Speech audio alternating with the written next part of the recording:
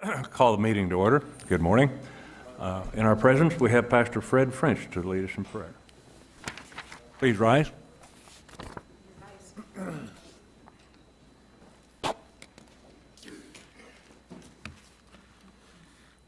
Our Heavenly Father, we thank you for this day and for the promise that if we lack wisdom, we can ask of you, and you will give it generously.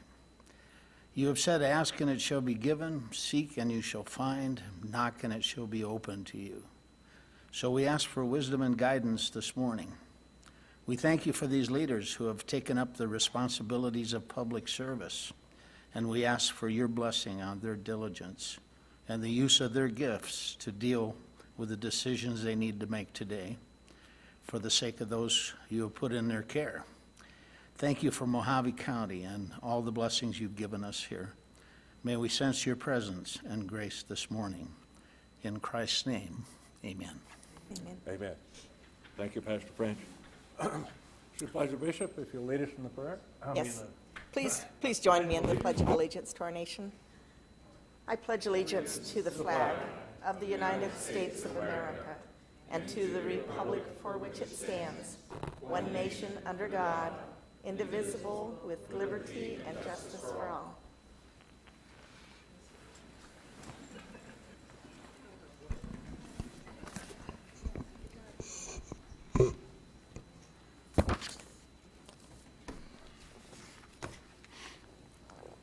The Board of Supervisors may, by motion, recess into executive session to receive legal advice from the board's attorney on any item contained in this agenda pursuant to ARS-38-43103, portions A, 3, and 4.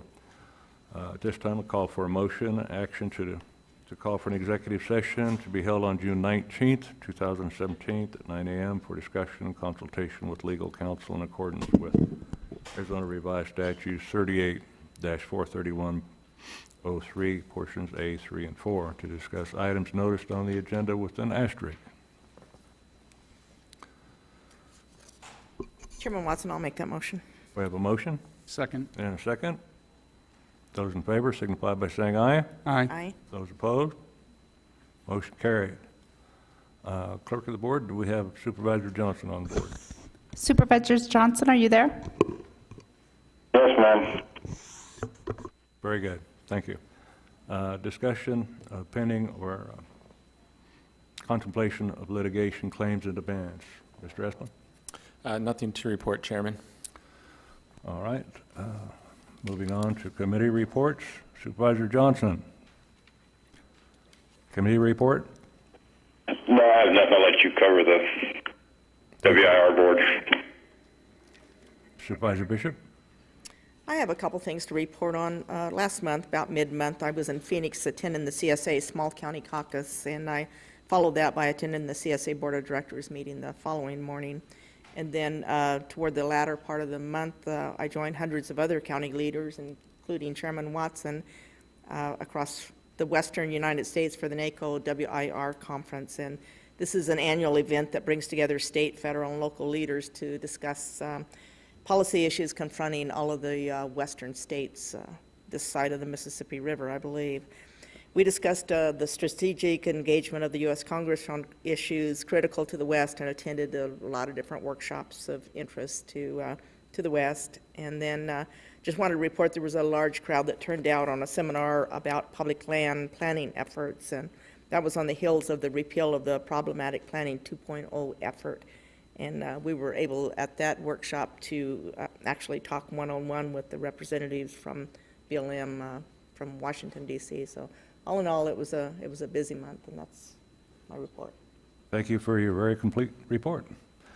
Supervisor Moss? Nothing, thank you. And Supervisor Angus? Nothing this morning, thank you. Thank you. And I have nothing further to add to Supervisor Bishop's report. County Administrator's report? I have no report today, Mr. Chairman. Thank you.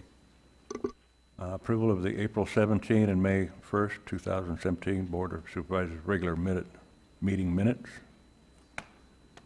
I'll make a motion to approve. Motion Second. and a second. Those in favor signify by saying aye. Aye. Those opposed, motion carried. On to the call of the public. Those wishing to address the board at the call of the public regarding matters not on the board agenda must fill out and submit to the clerk a call to the public request to speak form. They're located in the back of the room and need to be done prior to the meeting. Action taken as a result of the public comments will be limited to responding to criticism, referral to staff, or placing a matter on a future agenda. Comments are restricted to items not on the regular agenda, with the exception of the consent agenda, and must relate to matters within the jurisdiction of this board. I have first speaker this morning, an old protege of mine and a member of basketball team from years ago, Philbert Wadahamaji Sr. If you'll come down to the front, please.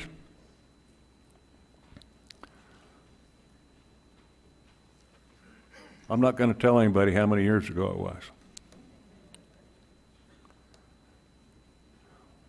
Welcome, Mr. Wadahamaji. I believe you serve as the Vice Chair of the Wallapai Nation, is that correct? Correct. Welcome. Thank you. Good morning to the board members and also to the members of the audience. My name is Philbert Wadahamaji Sr., and I'm currently the Vice Chairman of the Wallapai Tribe. And I'm a long-life resident of Mohave County. Went to school in Mohave County, graduated from what then was the only high school in Mohave County Union High School, back in 1965. So, you know, so that shows that I've been around quite a bit. Yeah. Okay, with that, I'm here basically to let the board know how appreciative we are of their support of our water rights issue, which has been going on for, you know, for quite a long time. And I think right now we've got our foot in the door. And basically what we're after is that since we're right next to the Colorado River, I think we have a right to, you know, to get some of that water as a, you know, as Mohave County members, and also as a member of the Wallapai Nation, that we, you know, feel that we, you know, are obligated to have some of that water. So again, you know, that's what I'm here basically to thank you all for your letter of support. And I don't know if you have any questions or anything regarding that. If not, you know, that's basically what I'm here for. Thank you. Questions? I just Supervisor wanted Moss? to thank you and the Wallapai Tribe for all that you've done for the economic activity of Mohave County, Arizona. Thank you and your efforts. Right, okay. If there's nothing else, you know, thank you for your time, and hopefully we'll continue our dialogues, you know, into the years, and hopefully we need to work together as neighbors, you know, on issues that involve our county. Thank you again. Thank you, Vice Chairman Wadahamaji.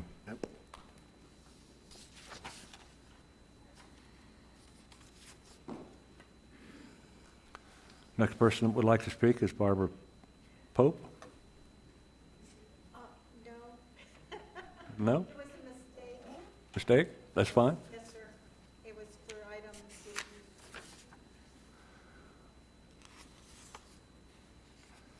Mr. Mark Schmedeke? Just in regard to Article 47. Okay, thank you very much.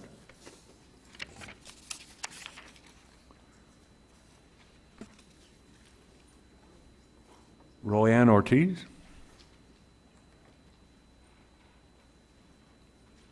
Good morning. If you'll state your name and address for the record. Thank you, supervisors. My name is Royanne Ortiz. I live at 1550 Monte Vista in Bullhead City.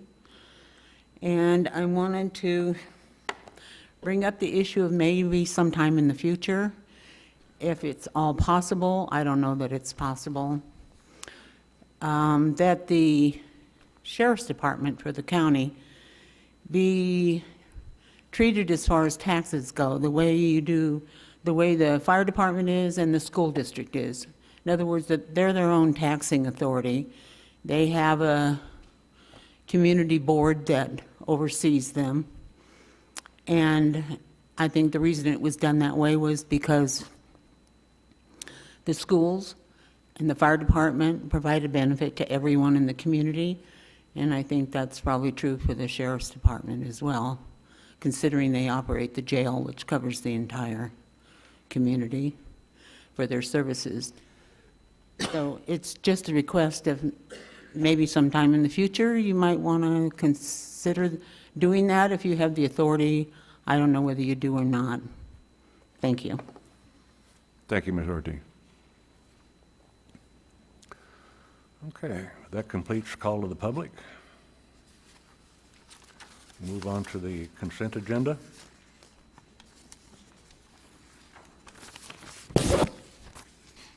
The following items listed under consent agenda will be considered as a group and acted upon with one motion with no separate discussion of said items, unless a board member so request. In that event, the item will be removed from the consent agenda for separate discussion and action. Supervisor Johnson, do you have any items that you'd like to withdraw? Thank you, Mr. Chairman.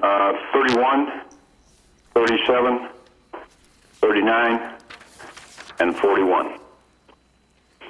Thank you. Supervisor Bishop? I have none to add to that. Supervisor Moss? Nothing to add. And Supervisor Agnew? Nothing, and those items covered. Okay. Chair would accept a motion for Mr. the... Chairman, go ahead. I'll move that we approve the consent agenda accepting items 31, 37, 39, and 41. We have a motion and a second for the acceptance of the consent agenda with the exception of 31, 37, 39, and 41.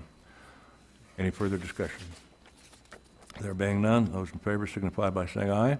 Aye. Aye. Those opposed? A motion carried. Move on to item 31.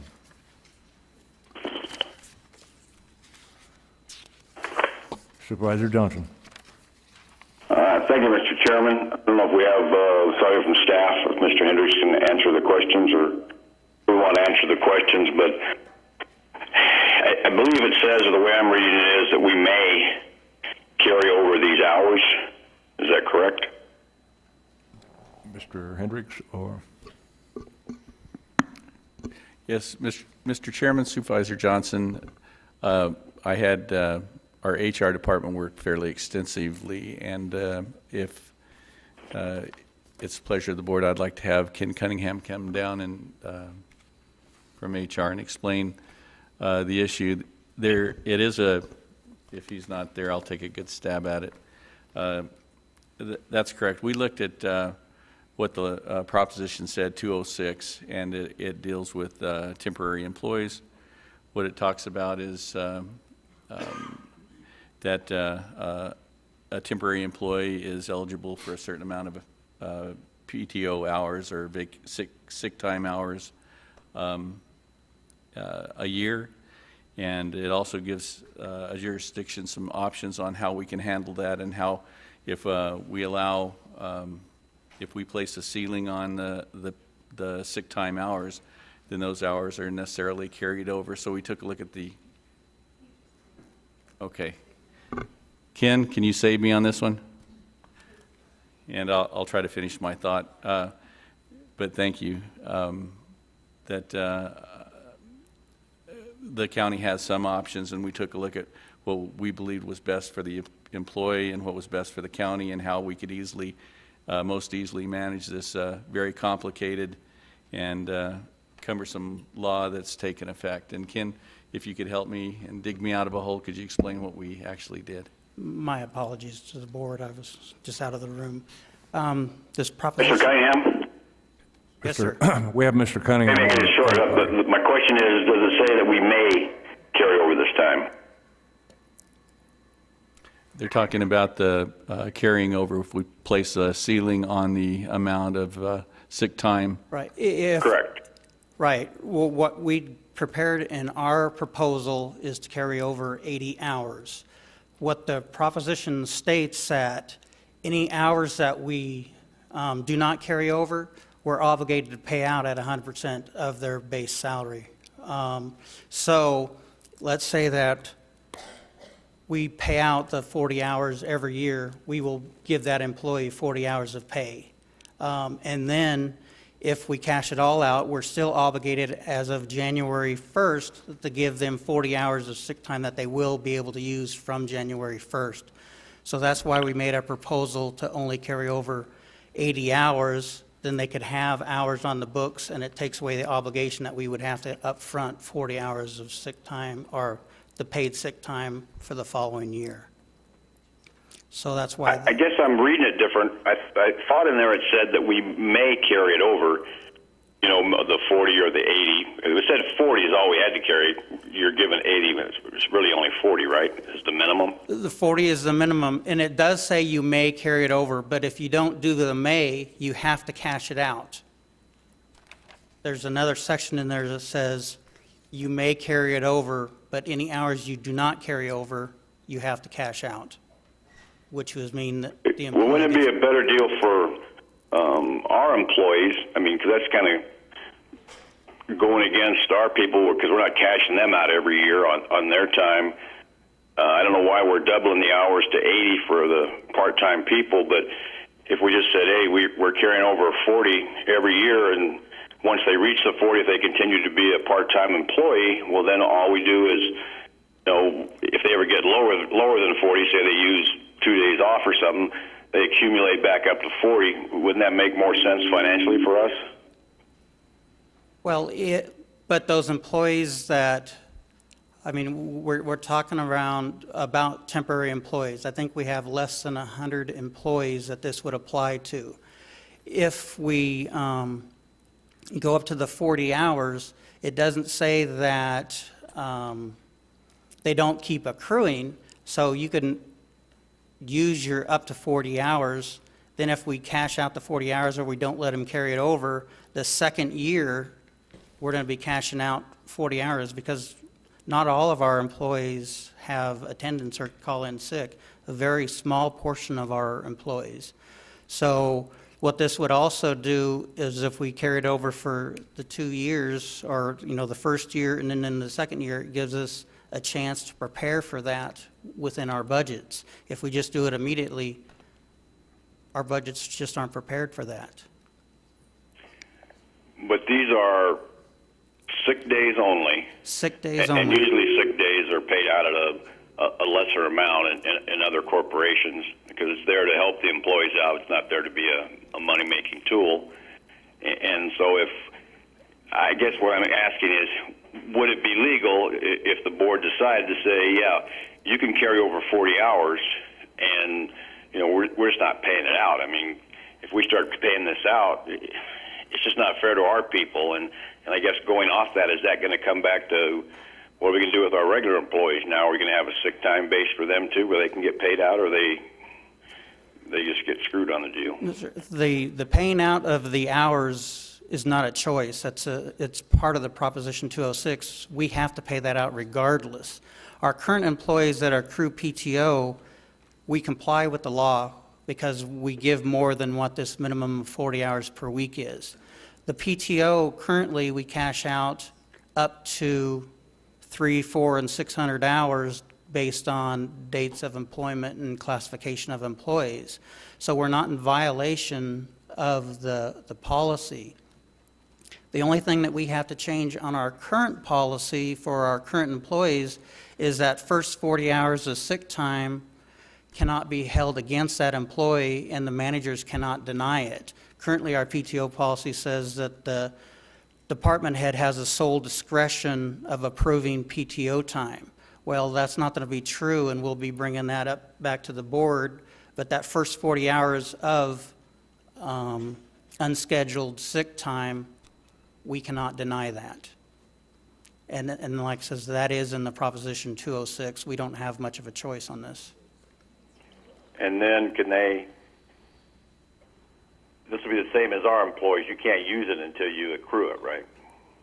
That's correct. That is how we're interpreting it, sir. I guess the question I have for the board would be, I just think, you know, I don't believe we should double it to 80. I think it should be just the 40, whatever the minimum is. That was all I had, Mr. Chairman. Thank you. Thank you, Supervisor Johnson. Mr. Cunningham, can you explain to me why 80 is economically better for the county as opposed to 40? Because I'm following along with Supervisor Johnson's math, and I kind of agree with him. Well, we chose the 80 hours is one, because if these employees within the 2 years, some of our temporaries stay for a long time. The library has a lot of long-term temporary employees. A lot of our temporary employees are in positions and then they go towards permanent positions. Those hours would just carry over. And if a temporary position ends or they leave employment, we don't have to cash out that hours. It's only if we take it from the rollover. So our thinking on that was it gives the employee hours that they can accrue and use for sick time. 40 hours of sick time really isn't a whole lot of time, especially when you're a full-time employee. We currently give our new employees 3 weeks. We're giving this 40 hours. It stops accruing at 40 hours. So our thought was with 2 weeks or 80 hours, it would be more beneficial to the employee. Plus, like I said, it would also give us a chance to prepare our budgets to do those cash outs. I will say that you lost me along those lines somewhere, because it sounds like from what you're saying, we're doing this as a benefit for the employee, but not to the financial advantage, the part-time employee, but not to the financial advantage of the county. Well, we thought the 80 hours would be beneficial to the county. How? Because we're not cashing out the hours each year, and this gives us 2 years to prepare for that cash out, and we would only cash out those hours above the 80 hours. We're not cashing out down to the 40. We would, because if you cash out at 40 or 80, you're still going to accrue those hours for the following year, and we're obligated to make sure that they have 40 hours at the beginning of the year.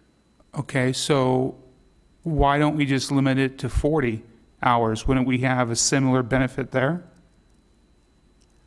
You would, but you'd be paying it out immediately instead of in a year, year and a half. But yes, sir, it's the same type of scenario. I'm still a bit lost on all this, but What exactly does the law say? What legally do we have to do? We have to give them 40 hours of paid or earned paid sick leave per year. And it's based on 1 hour for every 30 hours of work, up to a maximum of 40 hours. And so they will stop accruing once they hit that 40 hours. And then when the calendar year rolls around, they'll start accruing again, whether they have the 40 hours in their bank or not. Okay, so if you're assuming that everyone's going to have this 40 hours. I mean, they'll take some of it. A lot of people take their time, right? I won't say everybody will, but there will be a portion that will take the sick time. Right, so you can't assume it will be 40 hours every year. Correct. Right. So, it's, again, a gamble, but I think the 40 hours every year, Right. Will even out over the 100 people. And the 40 hours is only if they go over the 40 hours. So if they had 40 hours on the books, they use it, then the following year we may only cash out 20 hours if they accrued 40 hours more, and then they still had 20 from the previous year. So I have another question, Mr. it's a Chairman. gamble whichever way we go. Right. I think Chairman. Supervisor Johnson has a question. Yeah, reading, it's number 4, or item number 4 in the law that was passed. It says earned paid sick time shall be carried over to the following year, subject to limitations on usage in subsections A and B. Alternatively, in lieu of carryover or unused earned paid sick time from 1 year to the next, an employer may pay an employee for unused earned paid sick time at the end of the year. That's where the may's coming in, and I guess maybe the county would have to look at our part-time employees, because it's always a good step, I believe in that, to get somebody in part-time and they like working for us, they're a good employee, and we make them full-time when we can. I just don't see the point of carrying over more hours than we should be. Thank you, Supervisor Chairman Johnson. Watson, if I could also chime in. Certainly, Mr. Esplin. I think what Supervisor Johnson has quoted is exactly correct. The county any employer can carry over 40 hours if that's what they want to do. Alternatively, as Supervisor Johnson pointed out, alternatively, they could choose to pay some out. So it doesn't have to be 80. We could go down as low as 40. It cannot be lower than 40, but the minimum threshold needs to be 40. What Ken was trying to explain is that some of the rationales why you may want to consider going to 80.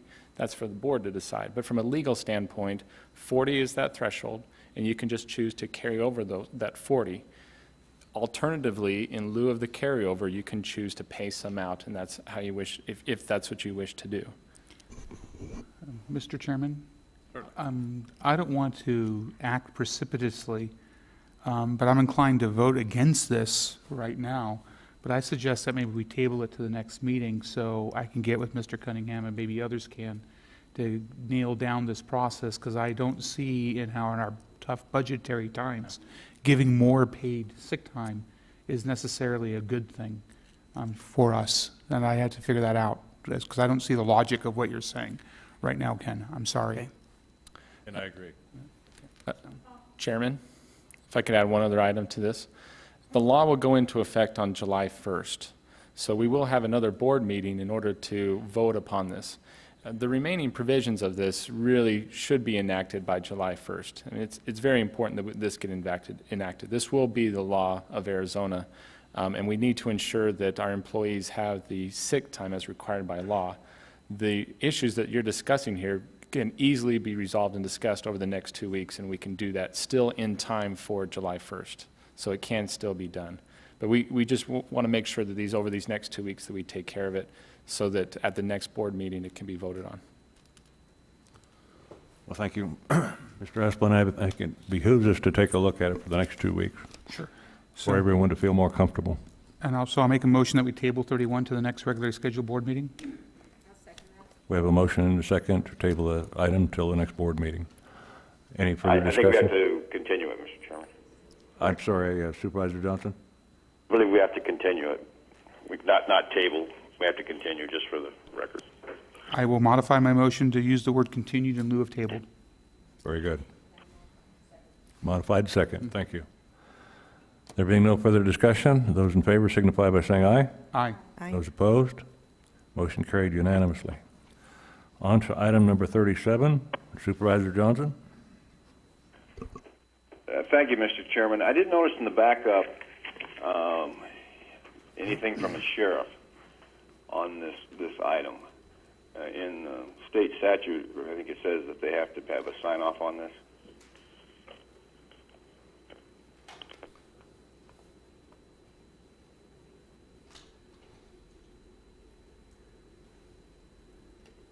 Who do you wish to ask your question to, Supervisor Johnson? Third row from the back, second person on the end. No, I have no idea.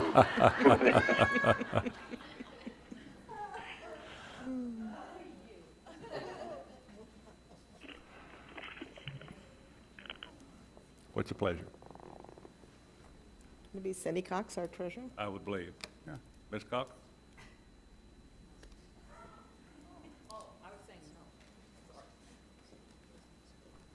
I don't believe Supervisor Johnson could count the rows correctly.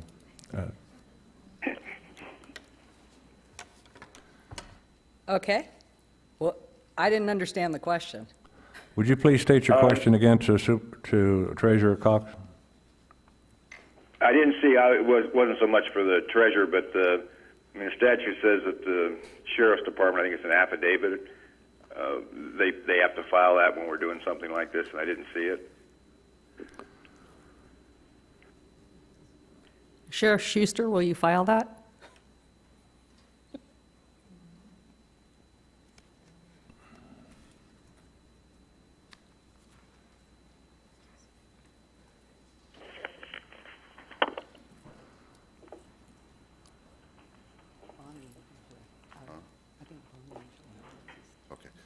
Morning, Sheriff Schuster. Good morning, Mr. Chairman, members of the board. If we're missing a form, we will ensure that it gets filed. I was unaware that it was missing the affidavit. Thank you. Does that answer your question, Supervisor Johnson? That'd be perfect. Yeah, it's just a form. It has to be filed. Just want to make sure that we got it in there for the record. Okay. Very good. So do we need to continue this then? Or can we approve it subject to the sheriff submitting the required paperwork? I would imagine we could approve it subject to the requirement. In that case, I move that we approve item 37, subject to the Mohave County Sheriff's Office submitting any required paperwork to fully effect the clearance to abate taxes. I'll second that. We have a motion and a second. Any further discussion? There being none, those in favor signify by saying aye. Aye. Aye. Those opposed? Motion carried. On to item number 39, and I'm glad we have the treasurer. I figured I'd stay. Thank you. Supervisor Johnson, we have the treasurer at the podium. Mr. Chairman. Thank you, Mr. Chairman. My only question is I have no problem with the reclassifications. Maybe it would help me if County Manager or County Administrator Hendricks could explain to me the definition of hot jobs. Mr. Hendricks? Mr. Chairman, Supervisor Johnson, when I came to the board and I asked the board to approve the hot jobs designation, a hot job is an area within a department or an elected official's workplace where we have positions because of either vacancies or the inability to attract and retain qualified employees, to where we have the inability to provide adequate services to our residents. And Treasurer Cox came to me with a proposal where she believes that certain things need to occur in her department to where she can adequately provide the services to her residents. And so one of the templates that I agreed to, that I presented to the board, was that if I have an elected official that believes that there's something that they need to do within their department, they can do that within their budget and it's sustainable for a couple of years, that I'd certainly support that to the board. So Treasurer Cox came to me with a proposal. I took a look at it. It appeared reasonable, and it's I believed that it was something that she needed to provide adequate service to her constituents. I called in my finance director, Coral Lloyd, to look at it to make sure that Coral was convinced that it was sustainable and that it could be done within her existing budget. I called in HR to look at what she was proposing to make sure that it was in accordance with county policies and that it was not against any of our merit rules, and to help out with any of the changes that were being requested, and they've done so, and that's all included in your packet. So that's the reason I'm supporting this particular item to the board, and I would do it with, for any other elected official that came forward with a similar proposal. Thank you, Mr. Hendricks. Supervisor Johnson, does that give you a satisfactory explanation of the temperature of those employment? It gives me a long explanation, that's for sure. It looks to me like we're giving basically everybody in the department a pay raise. Is that true? It appears that it's 4. Is that correct?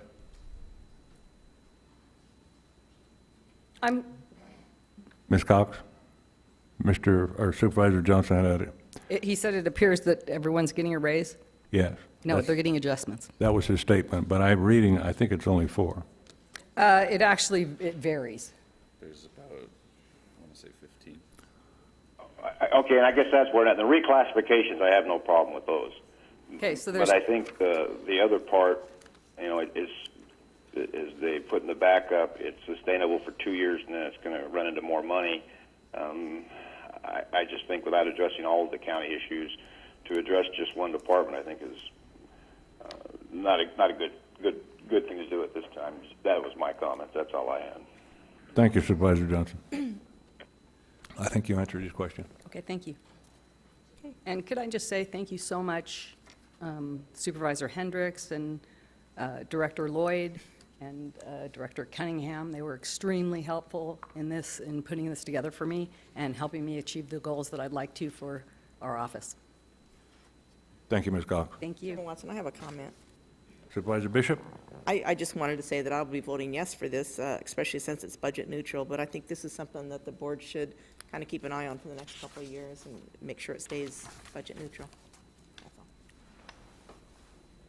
Supervisor Angus. Yeah, when we gave the divisions, the departments, the ability to go in and readjust, it was part of the line of what we were talking about the way private companies do it, to compensate people based on their worth and not on some arbitrary number that the government sets. And, I think we think we really do have to watch it for the future, but I've been actually very happy and impressed with how the departments have done this. And I know I've heard some other things, because some departments have more money to do these kinds of things than others. And so, maybe in the future we can look at some departments that, the jobs cannot be filled and there's extra money and we can help as long as it's budget neutral. But for the most part, I think this has been successful. Thank you. Thank you, Supervisor Angus. I have nothing. Very good. Chair will entertain a motion. I move that we approve item 39 of the agenda. Second. We have a motion and a second to approve item number 39 for the agenda. Any further discussion? There being none, those in favor signify by saying aye. Aye. Aye. Those opposed? Aye. Motion carried, 4-1. Thank you so much.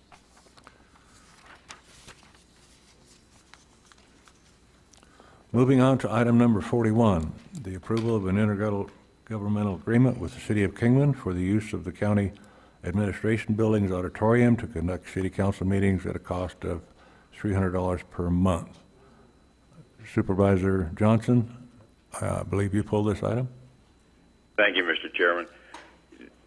I didn't notice anything. I haven't heard any kind of discussion about this going to goes to infinity, or how long of a contract are we putting in? I have no problem if the City of Kingman has a fire or they're building a new building, and at that point I don't even care if they got it for free for a short period of time. But do we have any timeline on this? Do they ever plan on building something, or is it in the works to build another building? Or I think it was a one-year period with four renewals.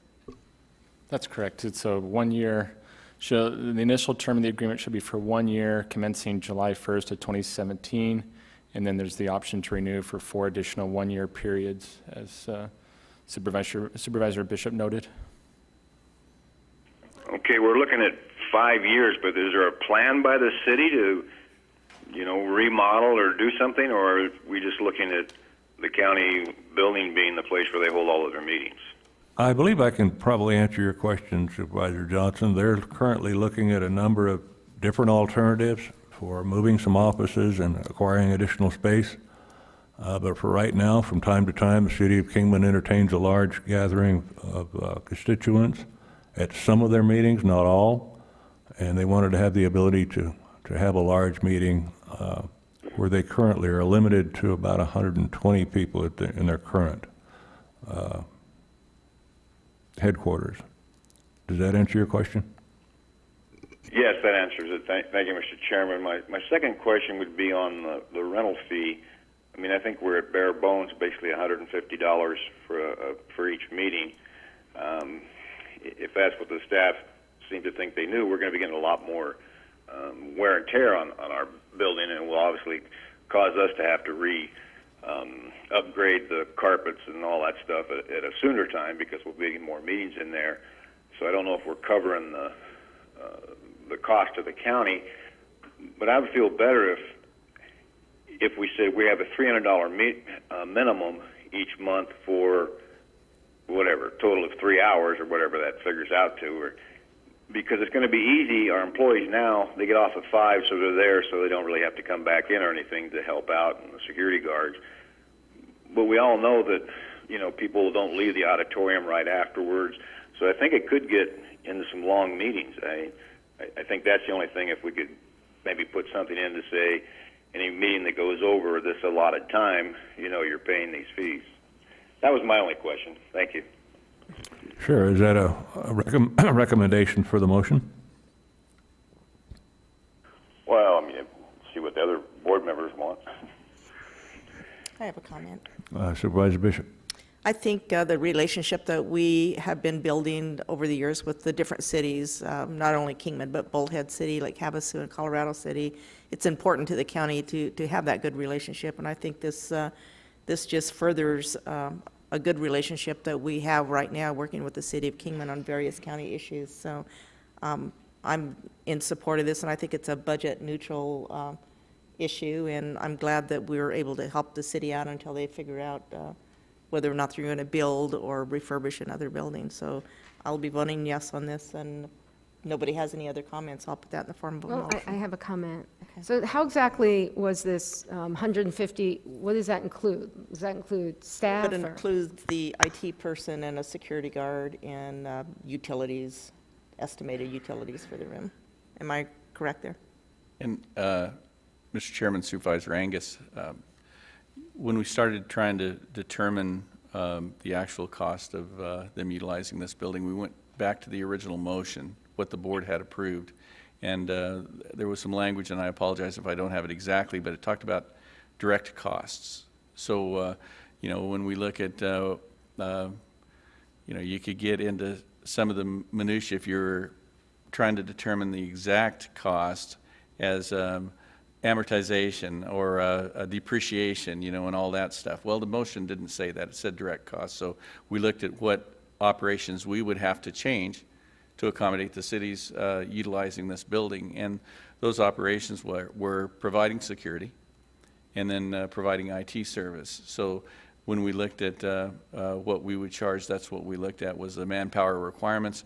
When we discussed we tried to make also the agreement as simple as possible instead of getting into trying to time the length of the building or the length of the meetings and charging them an hourly rate. We thought it was more prudent to charge them a per meeting rate and to try to take an average of the length of those meetings. And the city proposed that was about, I believe, between 2 and 3 hour long meetings. So that's what we took into consideration when we came up with that figure. I have two Thank you, questions. Mr. Hendricks. Supervisor Moss. We took the average meeting, but what Supervisor Johnson was referencing is what if at the end of the year we find out the average is actually 4 hours or 5 hours? That means we're holding the costs. We have to absorb those costs under the current language of the agreement. Am I wrong about that? Supervisor, Chairman Watson, Supervisor Moss, no, actually, you're correct. And if the time goes under that, the city would be paying in addition to what it actually costs. So we tried to do what was fair. We could do whatever the board decides. And the actual payment is in the scheme of things nominal at best. Mm-hmm. So we just tried to cover our costs what we thought they would be. My second question is, we say we're providing one security guard. What happens in the event that they have a turbulent issue on the agenda, as we have had from time to time, and they require additional security? Does the agreement specify who's to provide that additional security? I can't, I don't believe it does. I don't recall reading that in there, but I would assume that if the city needed any addition to what we're currently providing, that they would be responsible for that, regardless of what it is. Because I would support this, because it looks like we can terminate it for any reason we want after a period of time, after a 6-month review of the hours that they're actually spending of it. So you come back and tell us this is working out just fine. So I'm happy with that.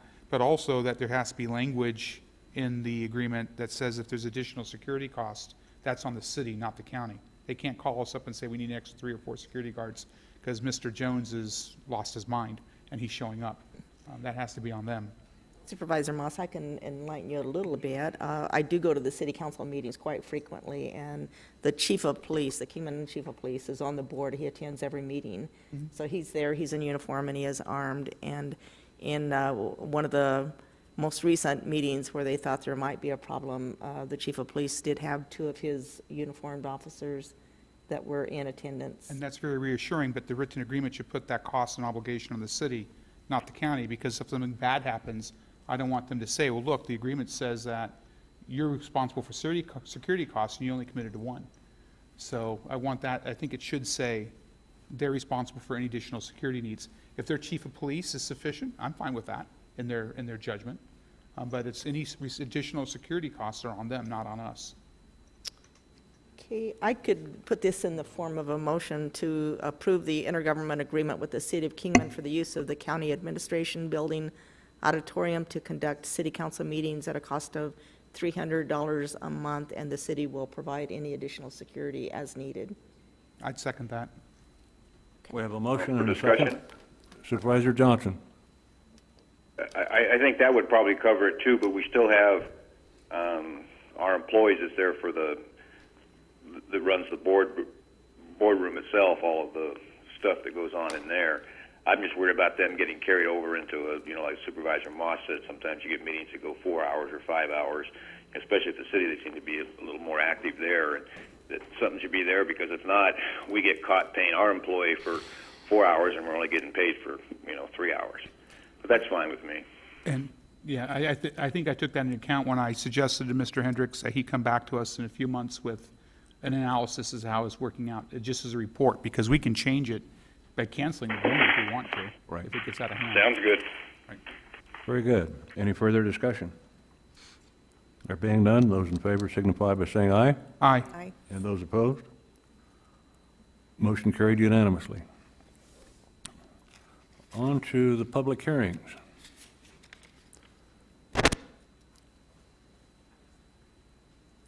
Item number 46, open the public hearing for the discussion, possible action to approve the request for a license agreement for Mobilite LLC for the permission to use a certain public road right-of-ways or public roadway easements throughout the unincorporated area of Mohave County for the placement of utility poles up to 120 feet maximum height for the purposes of hoisting, operating, and maintaining telecommunications network equipment, and authorize the chairman to sign on behalf of the Board of Supervisors. Mr. Lutowski?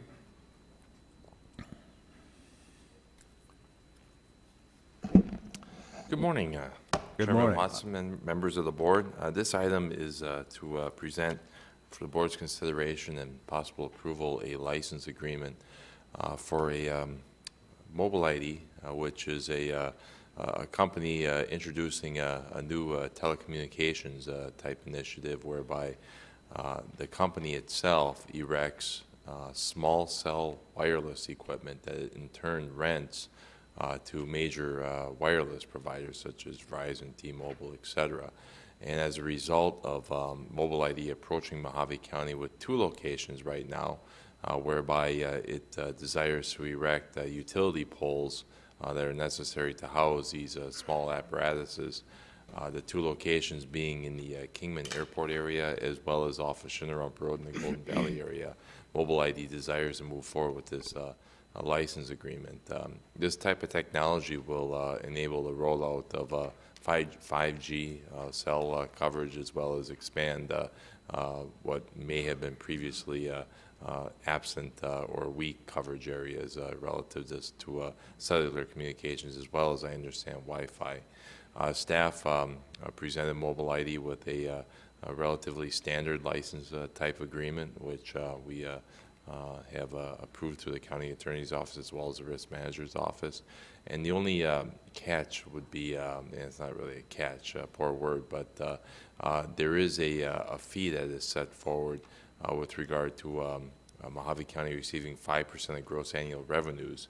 However, the Arizona State Legislature passed HB 2365 this past session, which sets forth a modified fee structure for these very types of license agreements, and both the county and Mobile ID through this license agreement have agreed to discuss a modified fee structure after 1 year of the license agreement being in effect, just for the purpose of ensuring that the county is compliant with state statute.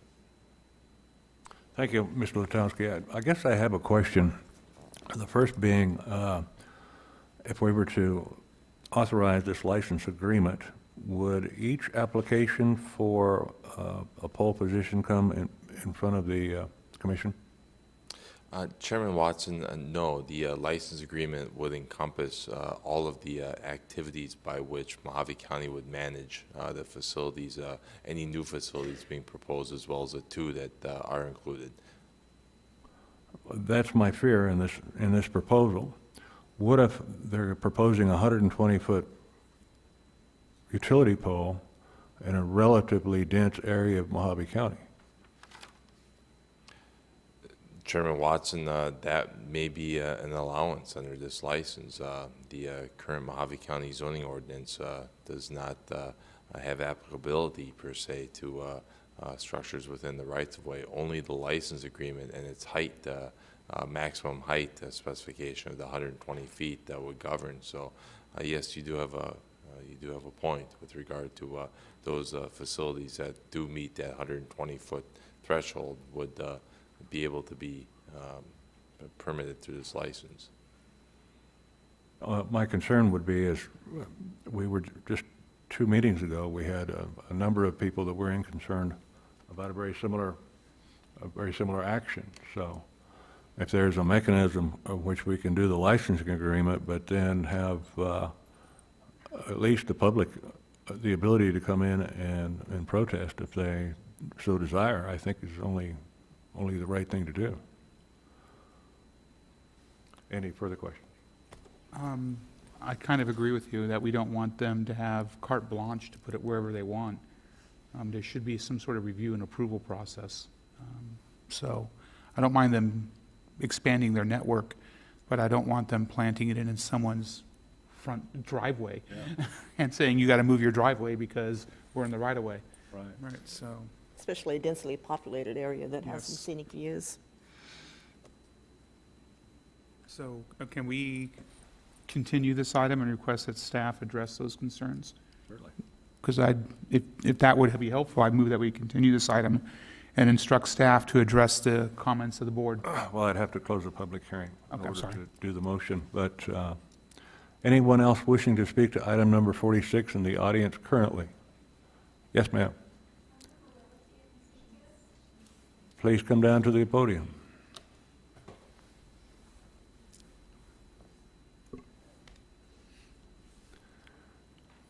Good morning. If you'll state your name and address for the record. Good morning. My name's Holly Johnson. I'm with Mobility. Did you say address? That'd be fine. I thought that's what you... I did. I live in Henderson, Nevada, and I work out of my home for Mobility. If you'll give us your address. 2047 Foxfire Court, Henderson, Nevada. Thank you very much. Mobility is seeking this agreement with the county so that we can address gaps in coverage and provide the county the infrastructure necessary to meet 5G demands when they come online in 4 to 6 years. So we typically, our facilities range in height from 30 feet to 120, and 30 feet is much more common. 120 feet, they're rare. As Steve said, there are 2 proposed right now for the county. We tend to locate those in industrial areas, and we try to stay away from residential areas for those poles. We don't locate those in residential areas because of the problem that would happen. But the 30-foot poles and 30 or 40-foot poles, those are more in the residential areas. Okay, thank you very much. I have one question, if I could. We just want to make sure we're on the same page, as Steve Latowski has pointed out. The fees, the fees would be, there's a 1-year provision where there'd be a certain fee, and then after 1 year, the 2 parties would discuss the enactment of the new law. Is that correct? Yes. That's your understanding Yes. as well? And I think the license spells out that you guys would give us a notice and saying, hey, 1 year has gone, and we need to readdress this. Is that your understanding as well? Yes. Okay, because I was looking over that language this morning, and I wanted to make sure that we were on the were page, that that's what you guys were requesting. 1 year, it'd be a percentage, I believe, a flat fee percentage, and then after that, it would be readdressed. Yes. Okay, Yeah, it great, would. thank you. Thank you. Yes, sir, I believe you'd like to speak to the item? Yes, I would. Okay. Thank you, ma'am. James Barber, 1800 Vista Drive, Mohave Valley, Arizona. Okay, I just listened to this here, and the one part that is missing is the fee structure after the first year. Because when 5G comes online, I can see the company she represents making money, and I can see Verizon making money, but we in the county have given up our land and allowed them to build this tower, and currently at 5%, that's fine. 4, maybe 4.5%, 3.5% is fine, but if it's lower than that, we're giving basically profit. Whatever they're not giving to us is going to private entities. And we need to make sure that, based on the state fee structure, that we maximize the amount of money that we make when we give up this land. And I did not hear any numbers on the second year after, starting with the second year. There's no percentage, and it wasn't mentioned. And I think it should be mentioned in front of the public. Thank you. And thank you. I can address that Rathbun? if you like. So the legislature in March of this year passed a new law that specifies exactly how much the fees that the charge would have to, that the county can charge these companies. And so it's largely dictated by the terms of that statute. I've reviewed the statute, not in complete finite detail, but I reviewed it enough to know there's a lot of different schedules and a lot of different rates, and based on this, based on this, based on this, and it goes down as to what it is. Mr. Letowski and I discussed this very same issue. We would like to have a flat fee like this gentleman proposed, but when the legislature has passed this, it makes it challenging, it makes it difficult.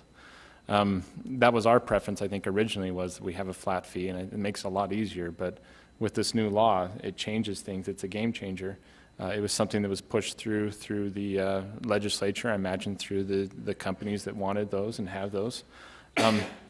There's some wiggle room about existing licenses can remain in effect subject to termination clauses, but the problem is we don't have an existing license. Right now, they're coming before the board.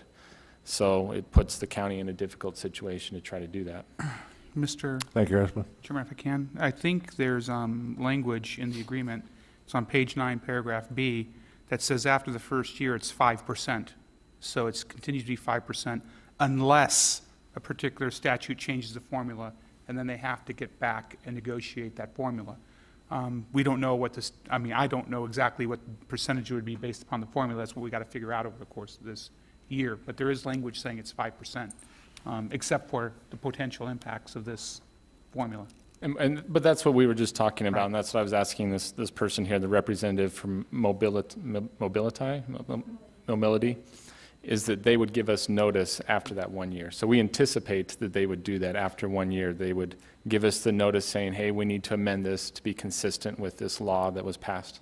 And to make sure that I'm very clear, it's 5% the first year, it's 5% for subsequent years, unless Mobility comes to us with written notice and says, we think this law means it's another percentage.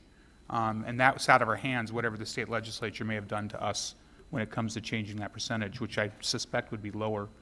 You're correct. It is lower. I don't think it's a percentage base. I think it's specifies various different services that are provided. This is how much it'll be, and they cannot charge more than this, and all these other. The county would set up a rate schedule and other things. It's a very long statute that goes into a lot of details. But my major concern then is the placement. I know the resolution says that they have agreed that they will interfere with traffic and public and residential access as little as possible. But what happens if we have a dispute between a particular location? Who wins that controversy? Is it Mobility, or is it the county? If they, for example, let's say Steve Moss, they decide to come to my house and place a utility pole in front of my driveway, and can the county stop that? Is what it comes down to. And I didn't see where it's clearly specified within the resolution that the county could say, no, we can issue the permit, but it doesn't say we retain the right to reject a proposed location. So that's my one concern over this. It's not the reimbursement rate, because it's 5% or what the law forces us to accept, but where's the county's right to say we're not going to allow this because of the detrimental impact upon the neighborhood or traffic, et cetera. Exactly my concern. Right. Thank you. So, Would it be helpful, Chairman Watson, if the motion was specified anything over 40 foot would have to come back to the board for consideration. Well, even a 30-foot pole in my driveway would cause significant problems. Inconvenient, yeah. Well, how tall is a telephone pole? Aren't They said it was ranges from, I think they said 30 to 120, if I remember correctly. Generally, 30 is the regular height for telephone. Do we have an advanced plan as to where these, so we'll know in advance where these things are going? I didn't see the advanced plan. Chairman Watson, Supervisor Angus, only 2 locations have been set forth currently in the license agreement. We have no knowledge of the any additional rollout at this point. Before we go any further, anyone else wishing to speak to item number 46 before we close the public hearing? Yes, sir.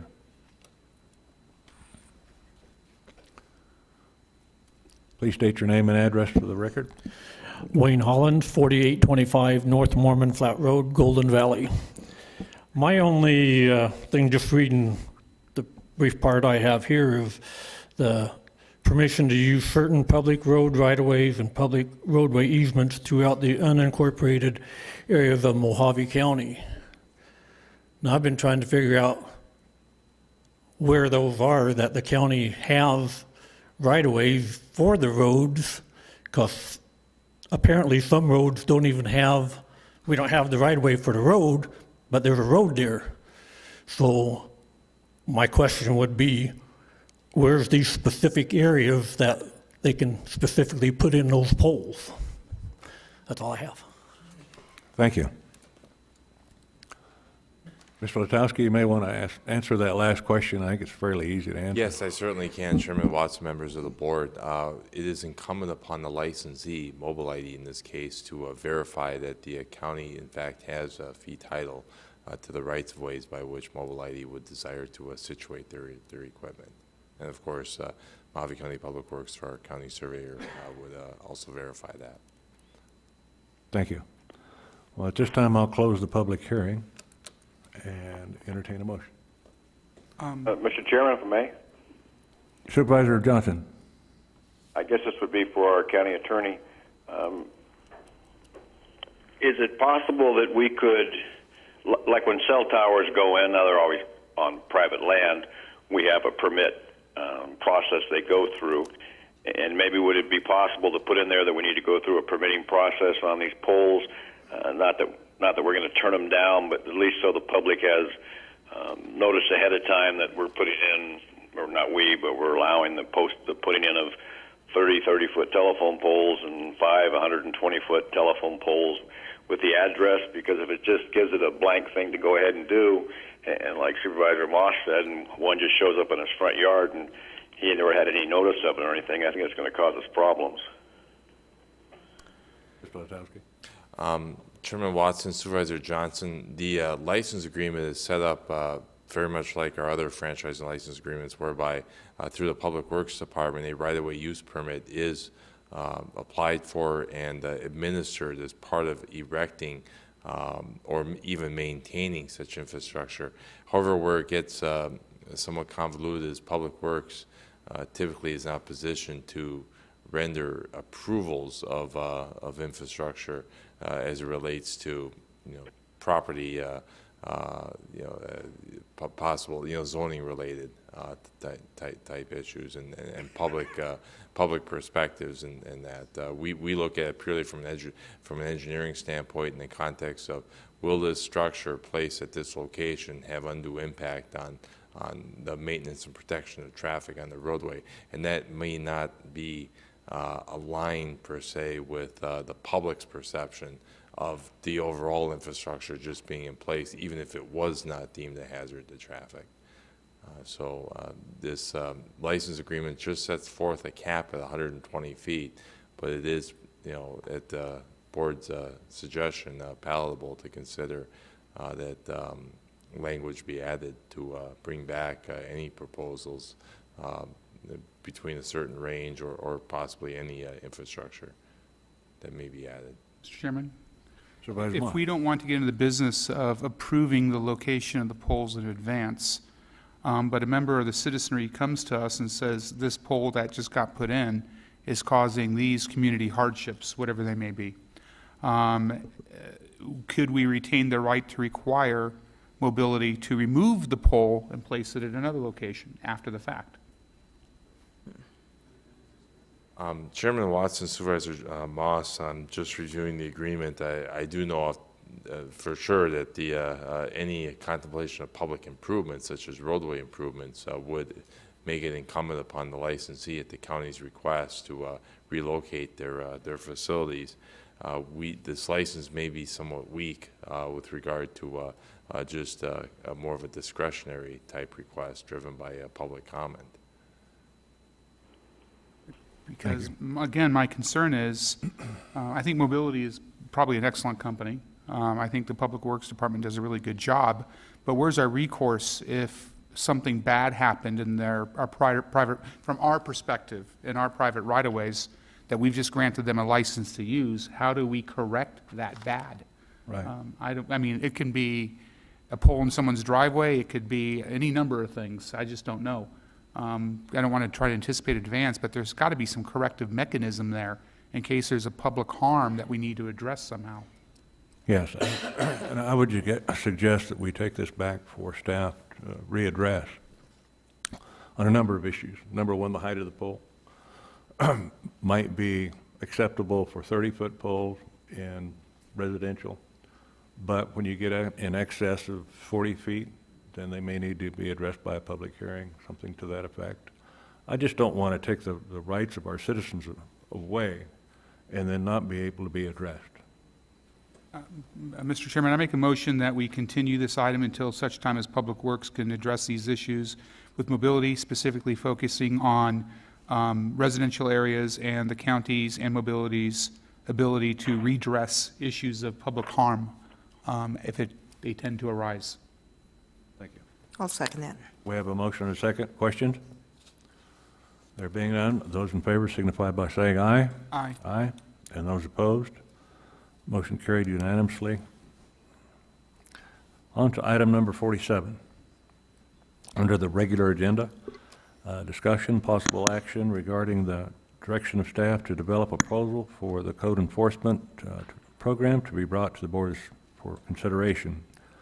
The proposed program will proactively address trash and other environmental nuisances, as well as zoning, building violations in accordance with state statutes and adopted codes, ordinances, and agreements, and propose a funding mechanism for the proposal. Mr. Chairman, Mr. Hendricks. we may want to get Tim Walsh, our Development Services Director, down here, but let me take a stab at this first. Certainly.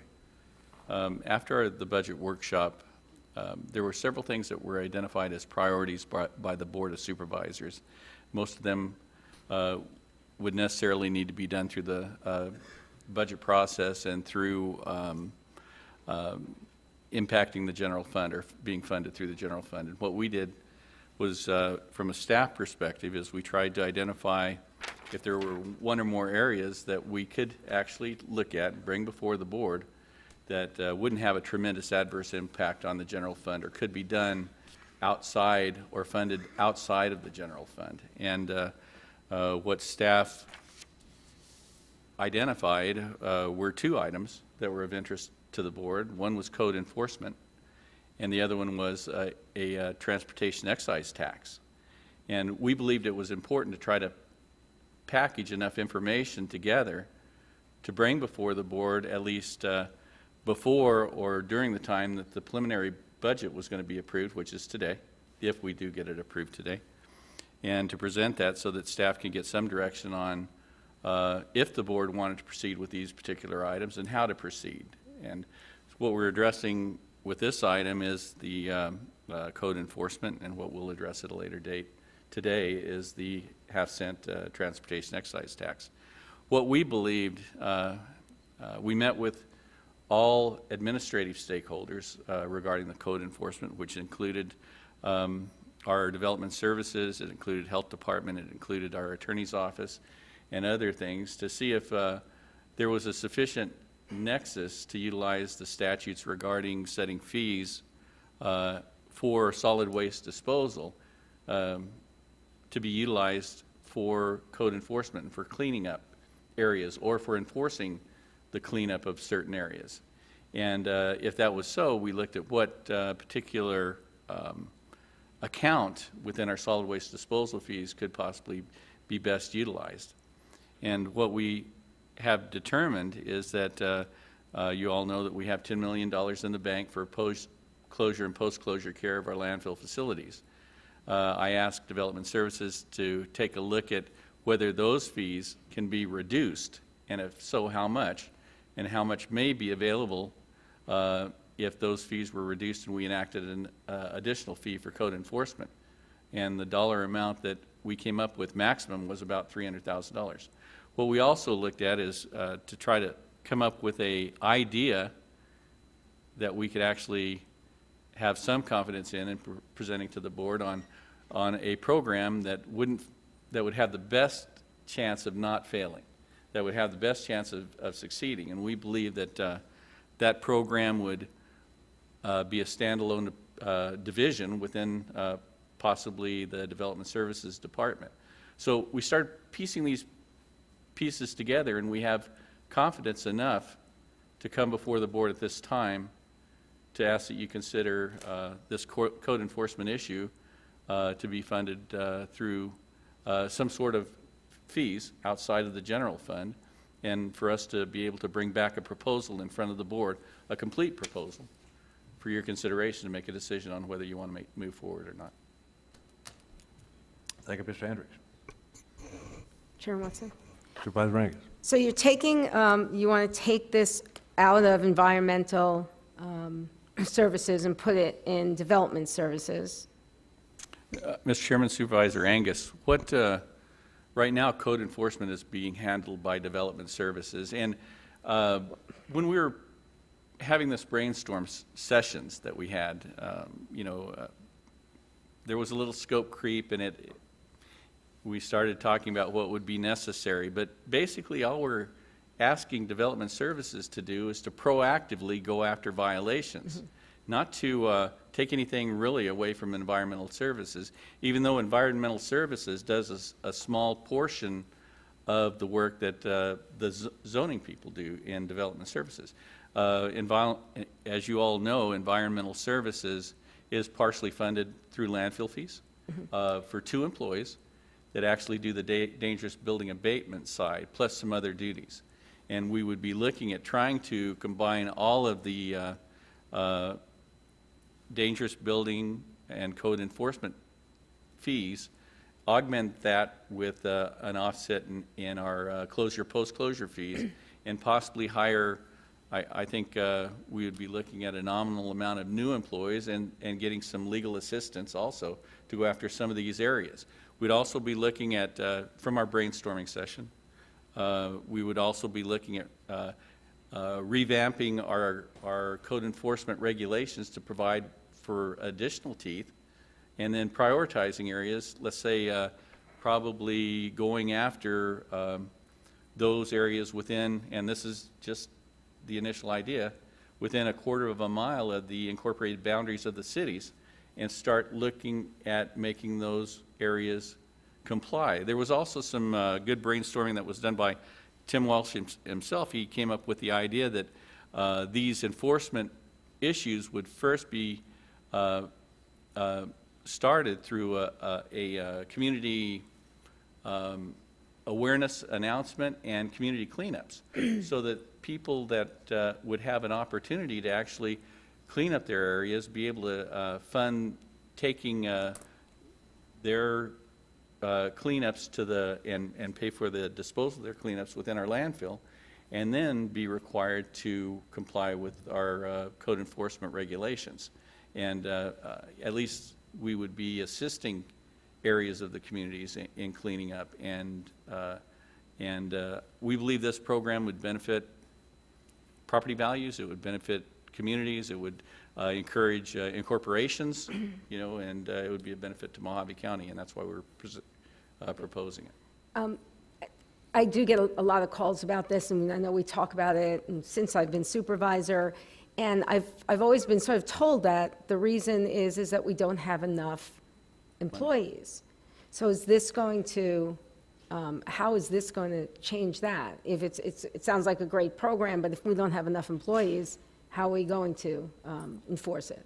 And Chairman Watson, Supervisor Angus, we would be increasing the budget for code enforcement for our zoning by at least $300,000, probably more, but an identified $300,000 from closure, post-closure fees. That would allow us to hire at least 4 more employees and possibly a half-time or full-time attorney, we believe. But that's all something that we're going to put together and have a definitive program to place in front of you all so you can decide on the funding and whether or not you want to go forward with it. Okay, I misunderstood you because I thought I heard you say that with nominal employees. Well, Oh, okay, but probably that 4. means more. Yes. Okay, I thought that meant putting more together, but, okay. Well, that's good then. Chairman Watson? Thank you. Supervisor Bishop? I'm very excited about this proposed new program for code enforcement, and it's about time that Mohave County became reactive instead of proactive. And I think with this new program, with the additional revenues to fund the program and a few more employees, plus departments not doing the same work twice, combining these departments into one department, I think is going to be very effective. And we've tried to be proactive. It hasn't worked. I see the Cactus Cleaners, many of their members are here today, and I'm sure that they are very supportive of this program, although I think we're going to see the best results in the areas that are closer to the cities. But it's also going to help the Golden Valley areas with their problems with illegal dumping in the desert and some of our remote communities as well. And I just see this as an exciting turn in Mohave County history to where we're going to give people the opportunity to clean up those properties, and some people will not do that, and we're going to finally have the teeth to make them do that. So I'll be voting yes for this, and I hope I can get the board's support as well. Thank you, Supervisor Bishop. I have one person signed up that would like to speak to it, Mr. Hollins, Wayne Hollins.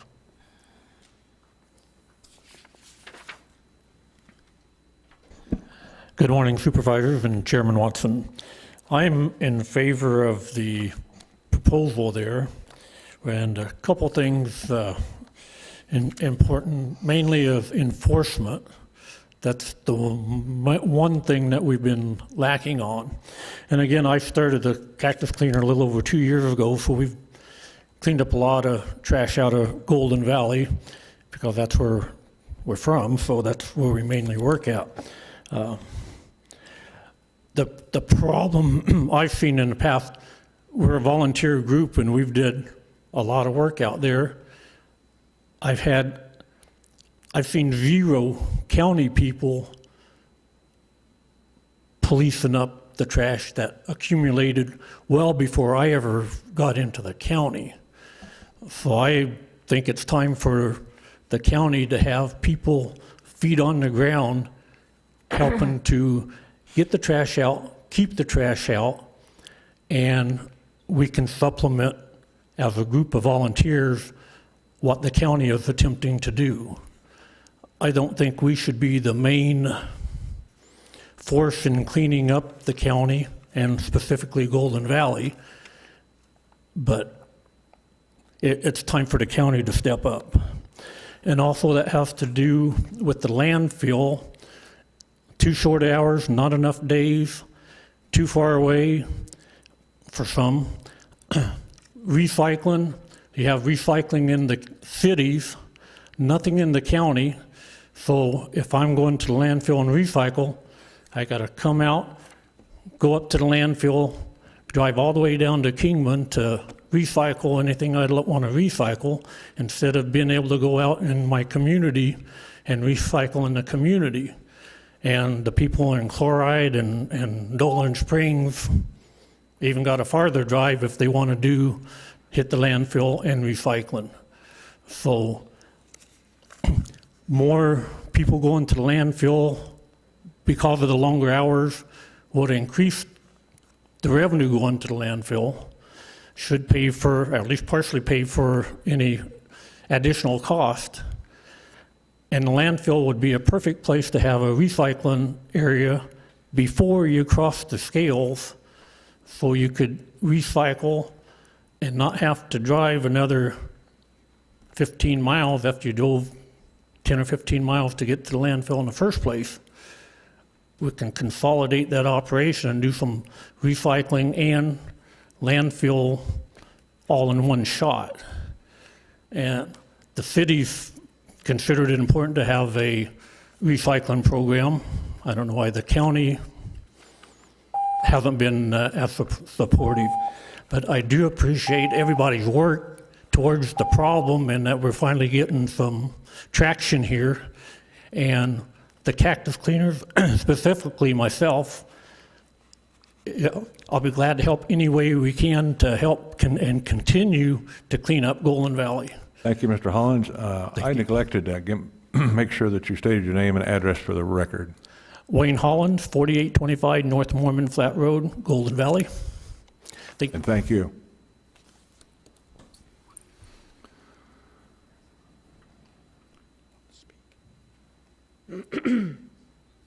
I believe we had another person that wanted to speak to the issue. Yes, sir.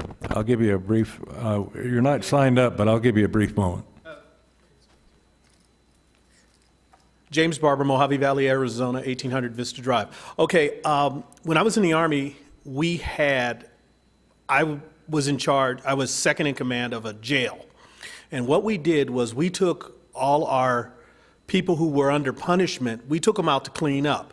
Now, I don't know what kind of services the county gives out to the indigent, but if they're not working for their money, we're just giving our money away.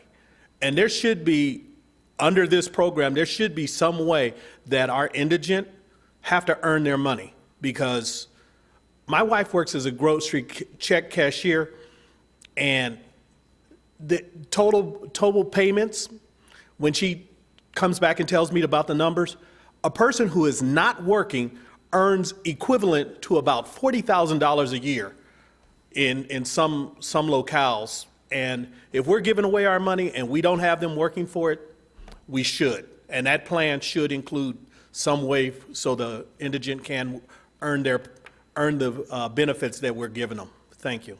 Thank you, sir. Okay. Any further questions or for staff? I have a question, Mr. Chairman. Supervisor Johnson.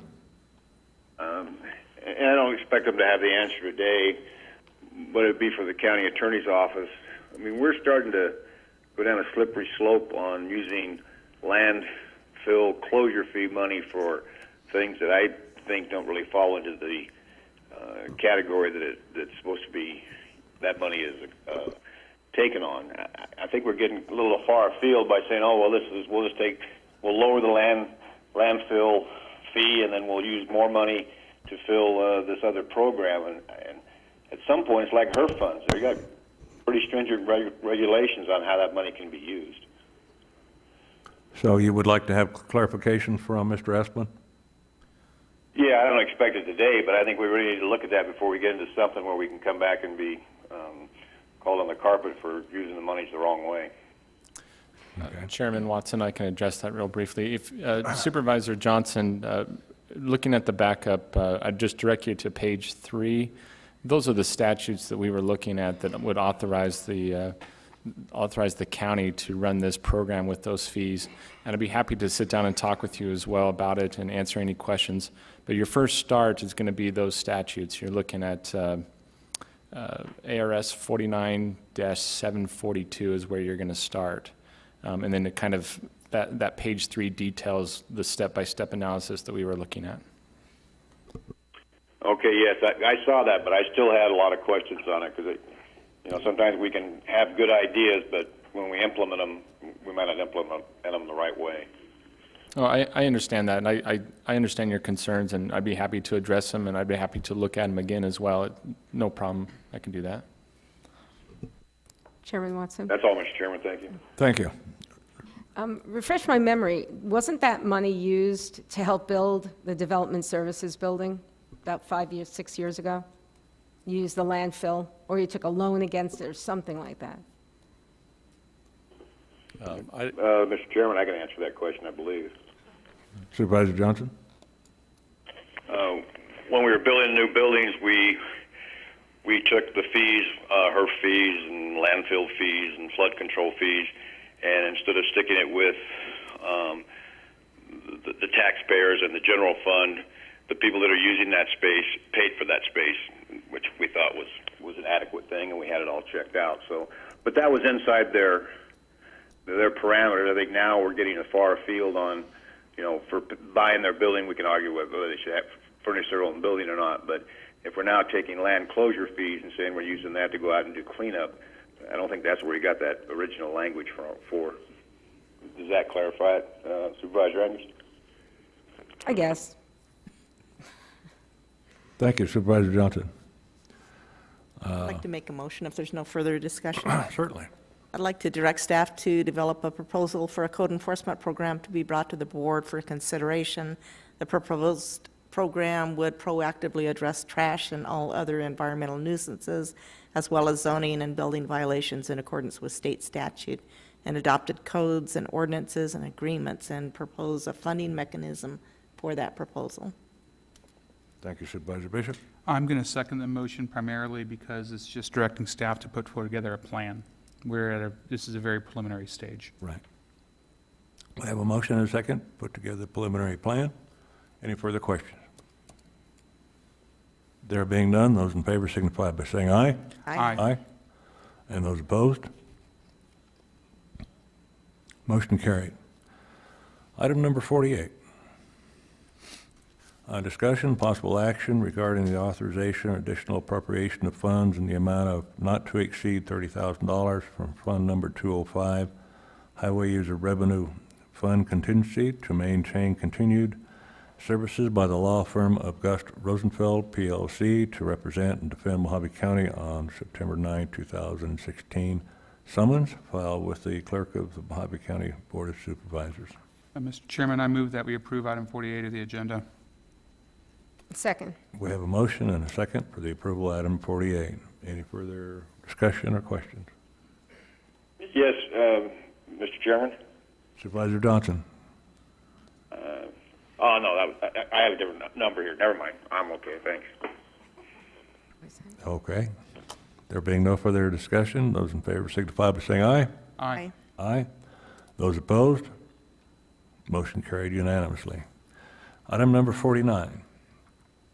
Discussion, possible action regarding the adoption of a Board of Supervisors Resolution number 2017-069, ordering a countywide election, special election for the purpose of approving a transportation excise tax for roads at the maximum appropriate 0.5% per dollar rate permitted by the Arizona Revised Statutes for enactment on January 1, 2018, solely to contract for the repair, maintenance, construction, reconstruction, and improvement of road infrastructure. Mr. Chair. Number of people that have signed up to speak to the issue. Mr. Chairman, may I do a little introduction? Mr. Hendricks.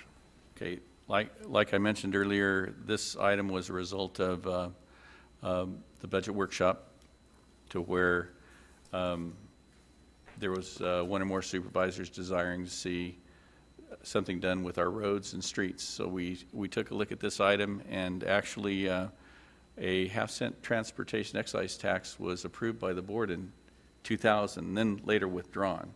So a lot of the documents that were needed to actually give a flavor for what was being proposed were already prepared. And so I asked our Public Works Director, Steve Letowski, to try to put together a program for the board to take a look at, see what it looks like, either decide to move forward with or give staff additional direction on how they would like us to proceed or not to proceed with this particular item. So with that,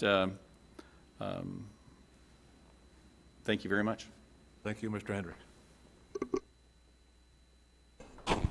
Is it our turn? you going to have people talk? Go ahead if you'd like to make comments. I would like to make a comment, since I think I have Supervisor something to do with this being in front of us. I looked at the resolution, and I do appreciate the preliminary draft from the county administration and Mr. Letowski and Mr. Hendricks. I have three actual issues with the proposed resolution, which I think we need to work on over the next couple of weeks. And it comes down to this. One, I think we need to engage more with the cities, because that's 60% or more of the voters that would be looking at to approve this. And I think there may be some, it doesn't mean necessarily it changes the percentages which have been initially proposed, but without even the courtesy of a meeting, discussions, et cetera, with the city managers and administration, we don't need to have hard feelings there going forward into an election. So we might want to extend them the courtesy of having some serious discussions and taking on board their input regarding this proposal. The second thing I have is there was 4 conditions or 4 restrictions I wanted to send with this to the voters. One was a sunset provision, and that's in there.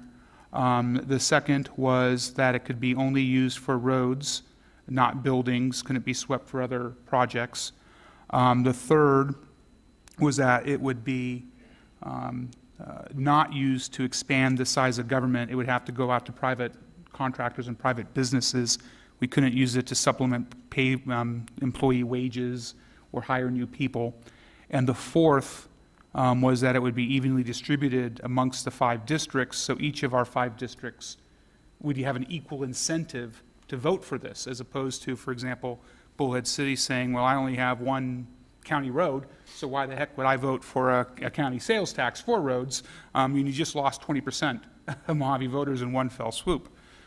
So that was my reasoning. I'm looking at the resolution, and I see the sunset, which is good. I see language in there which I believe could be reasonably interpreted to only deal with private contractors and only for roads. There's a line about this money will be used for contractors for purposes of maintaining roads.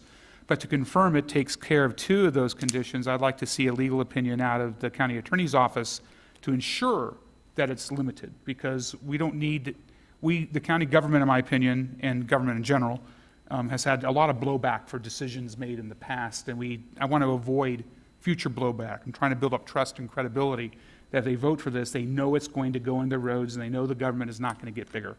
And if if that language can be confirmed as being suitable for that purpose, I'm feeling really good about it. If it needs some tweaks, I think we should address that, because we're going to have a lengthy period of time before an election, and I'd rather deal with it before someone finds a flaw and cuts our legs out from under us than down the road. And finally, the district distribution issue, which I think can be taken care of by the conversations with the cities. So I think this is somewhat premature. It's a good idea. I think we're making progress, but I really think that it should be continued for a period of time so that we can take care of those 2 issues. Because it really boils down to 2 issues. Are the conditions within the proposal, and can we engage more with the cities in order to see if we're going to have their active support? Because tax proposals are tough in Mohave County. We can't afford to be making our own opposition because a few hundred votes could send it the other direction. Exactly. Right. I appreciate your comment, Supervisor Angus. Okay, just to get it out of the way, I won't be supporting this in any way, shape, or form this year. I think that as we go into this budget process, this is not my top priority. I'll be talking about that in our next agenda item. And a special election costs about $250,000. So with this thing being exactly the way it's written, as Supervisor Moss said, there is absolutely no incentive for cities to vote for it.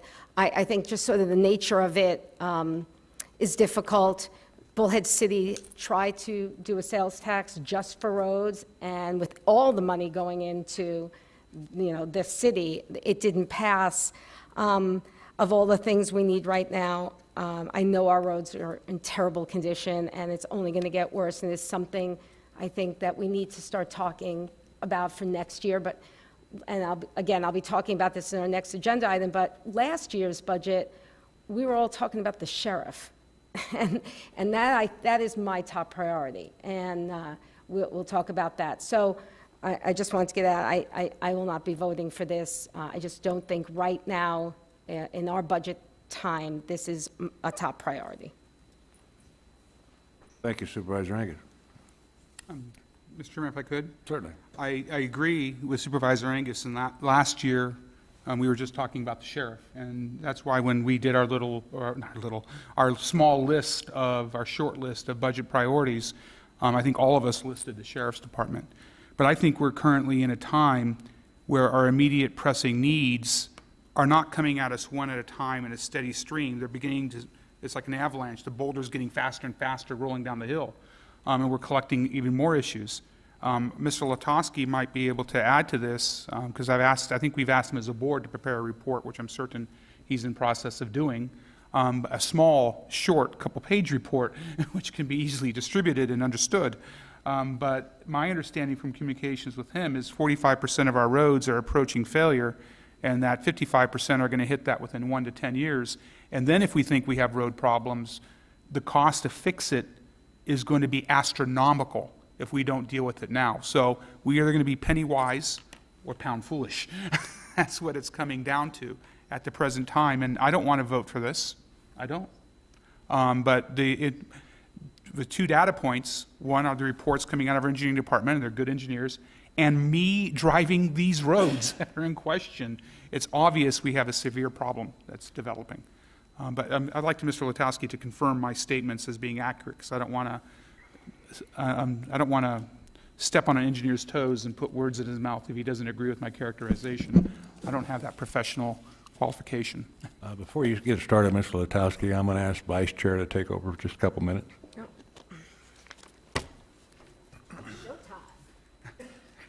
Don't let the power go to your head. Okay. Mr. Latosky, proceed. Supervisor Angus, Supervisor Moss, yes, Public Works, through our very highly regarded capital pavement preservation program, has completed engineering analysis which indicate approximately 45% of the regional highways and arterials countywide. This is about 313 miles of the 800 plus paved miles of roadway. About 45% have reached the end of their service life and are certainly candidates for more rigorous rehabilitation or reconstruction.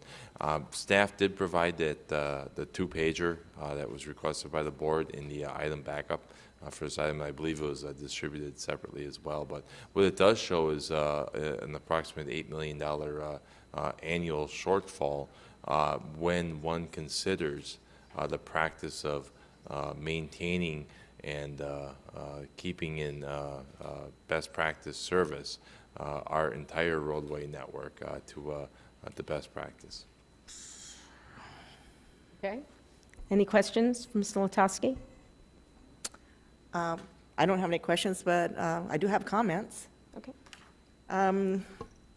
The thought that 45% of our regional highways are approaching failure is significant, but in Golden Valley, just our regular dirt roads that are in need of maintenance are a big concern, and upgrading those roads from tertiary maintenance to just standard regular maintenance is a big concern in Golden Valley. And I see this this transportation tax as a win for everybody in the county, but it's really a big win for the unincorporated areas of my district.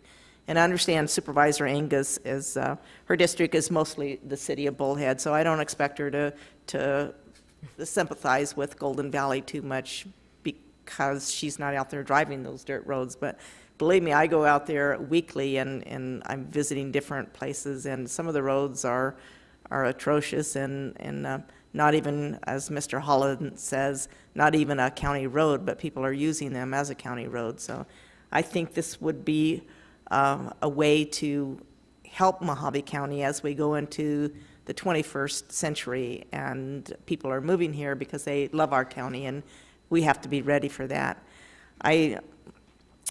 In regards to the sheriff's office, I think everyone on the board wants to be able to give the sheriff more money so that he can do his job and drive on these roads that we hope that we're going to be able to improve for emergency services as well. But I see the sheriff only being helped if we can get a quarter-cent sales tax that would generate the funds that we could allocate to the sheriff's office. If we can't get unanimous support from the Board of Supervisors to initiate a new quarter-cent sales tax, 1/4 of a penny, I don't see the sheriff being able to get the money he needs to do his job, because without that tax and unanimous support, we'll be going for property taxes, and that'll be a large increase, and it won't be enough of a large increase to help our sheriff. So. Okay. Before I leave this chair, I'll say that I hope to address that in the next agenda item. And for the record, I'm very sympathetic to Golden Valley roads. Okay. Thank you so much. Mr. Chair, can I follow up with Mr. Letowski? Certainly. I did have a question, Mr. Letowski, when I was going through the various communications. I thought our roads were funded by roughly $12 million in HERF monies and another $3.5 million in VLT. Is that correct? Am I understanding that correctly? Supervisor Moss, correct. Between the two funding sources, we are estimating in fiscal year 18 about $15.5 million in total revenue. Then can you confirm or clarify within the page 11 of our budget book where it says the VLT is 7.7 million, not 3.5 million? Or is there some apportionment to that 7.7 million, which is not entirely for roads, it goes for other purposes? Supervisor Moss, I greatly regret I don't have that particular page. Cora Lloyd just said that 3.5 goes to your department and the rest goes to the general fund. Am I correct, Ms. Lloyd? I knew that, but I just want to make sure the public listening to this would understand that. Okay, so thank you very much, Mr. Letowski. I have no further questions, and I'll put you over to the chairman. Okay. Any further comment? Did we get to the? No, I didn't. Okay. We have another number of people that would sign up that would like to speak to the item. Before I do, is there a motion to possibly entertain the suggestions of the cities, or? I would like to do that, but maybe we should listen to the people who wish to speak so we can maybe wrap, if they have concerns, we can wrap those in. Because I don't want to miss something and then have to redo it all over again a couple weeks down the road. I thought we could Mr. Chairman? might have a chance to do both. Supervisor Johnson. Thank you. I mean, it's obviously up to the people if we pass something. It's up to you if you want to have people speak on it. But it sounds like from the board, it's going to be a continued item to have the cities meet with county staff to get their input on something to be brought before the public. So I don't know if you're just having somebody talk on something that they're going to get together and discuss, after the meeting. So. Thank you for your input. You and I were thinking on the same level there. I would think it would probably be advantageous for us to do either two directions, either table it for discussion with the cities and those folks that would like to have input, or we can take that time to have somewhat of a public hearing today. I'll leave that up to you, you folks. Well, since I think one of the things one of the things I wanted was see if our county attorney's office could issue a legal opinion. They wouldn't be able to get that done today. Ryan's good, but he's not that good. And so what I would like to do is make a motion to continue item 49 until our next regularly scheduled meeting, to give such time for the county administration to engage with the municipalities to discuss this proposed resolution, take aboard their concerns, consider potential modifications, while at the same time tasking the county attorney's office with authoring a legal opinion, doesn't have to be big, as to whether the proposed resolution meets those 4 conditions and criteria we talked about, limiting the county's ability to expend those funds, or if it does not, proposing additional language to take care of that. Mr. Chairman? Supervisor Johnson. I could support what Supervisor Moss wants to make as a motion. The only thing I would suggest would be that we extend the time to 30 or 60 days with the budgets the cities are going through in the county, and everything else, I think, going just 2 weeks from now, it's going to be hard to get everybody together. Okay. I'll amend my time frame of my motion to bring it back to the board at such time as the county administration believes those goals identified have been accomplished. Okay. I'll second that if that's the motion. We have a motion and 2 seconds. Okay. With that in mind, those folks that have signed up for item number 49, if you wish to continue to come down and speak, if you'd like to speak briefly, that'd be great, but we are going to be tabling this for input from the cities and other folks that are interested into this item. So if Mr. Hollins, would you like to get up to say something briefly? Very briefly. Wayne Hollins, 4825 North Mormon Flat Road, Golden Valley. I pretty much agree with Supervisor Moss's statements, and I don't particularly like taxes and sales taxes and any other type of taxes that you want to have, but I do understand the need for them. My main concern, again, is that they're spent what they're for, because we've all heard that before, like the TV tax and the other tax that keeps getting swept. Those are specific taxes for specific purposes, but yet they didn't get spent for that.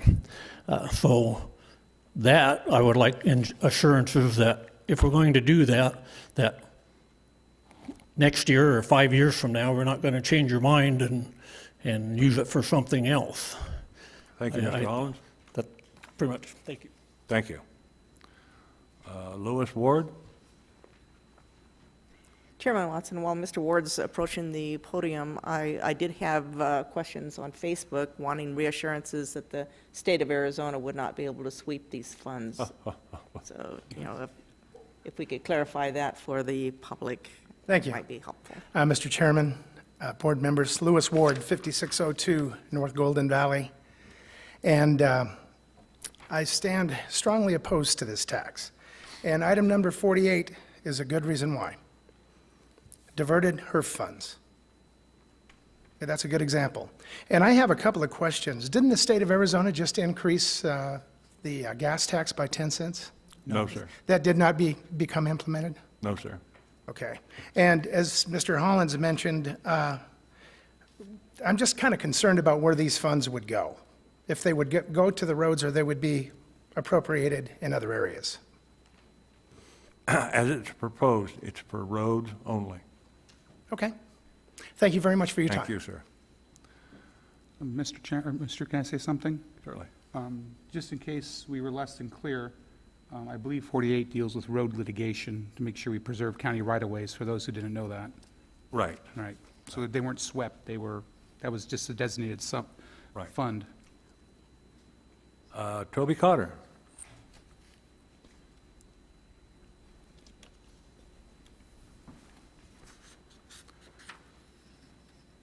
Mr. Chairman, board members, good morning. Thank you for allowing me just a brief moment. The cities, especially Bullhead Your City. name and address I'm for the sorry, record. Toby Cotter. I'm the city manager, Bullhead City, 2355 Train. Your proposed motion is significantly what we've requested. And on behalf of the cities, it's another good example of us working well together, always trying to find that moment where we can do what's best for all of the residents, not only in the cities but the county. So I appreciate everything you're doing today. And as we work together to find that middle ground, like we did on flood control, like we've done on incarceration rates and all the things that we're working well on, it's just another example. We have a concern. We've given you those concerns, and you're hearing us loud and clear, and I appreciate that. Thank you, Mr. Cotter.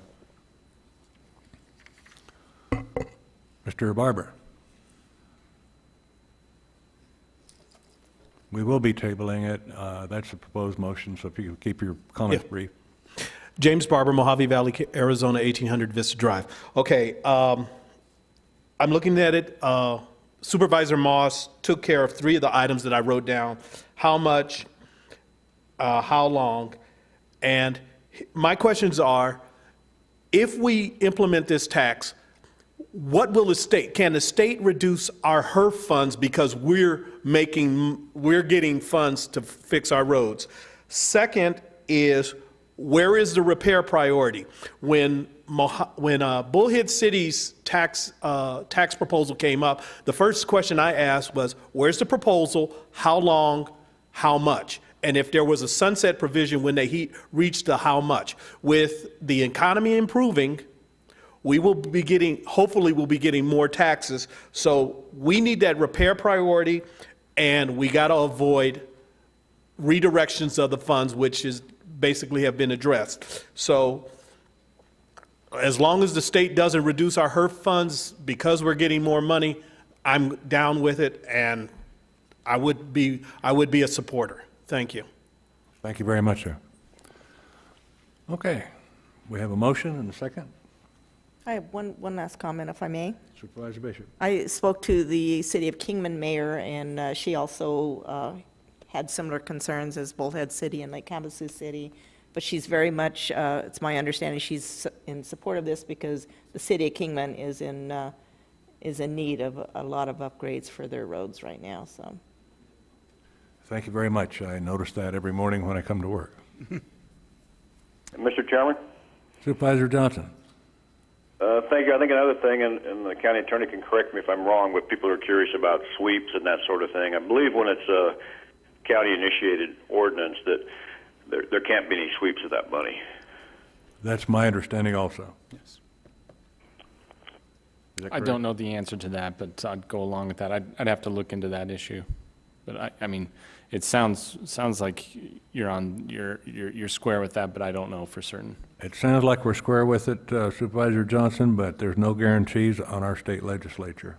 Can I ask, because I agree with you, Chairman Watson, I don't think they can take our direct raised tax revenue, but maybe we can ask Mr. Esplin to include a paragraph in the opinion he's going to give us on that point, so we can at least have a basis for reassuring the voters as opposed to simply our opinions. Right.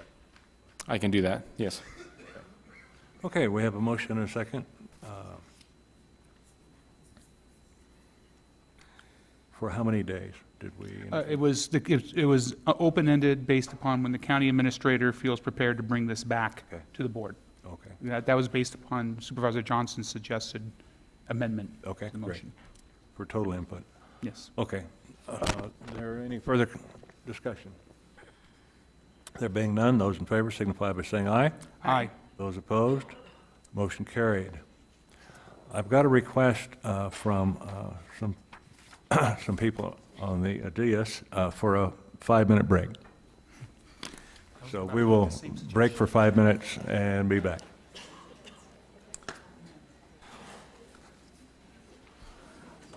It might be more appropriate for a 10-minute break.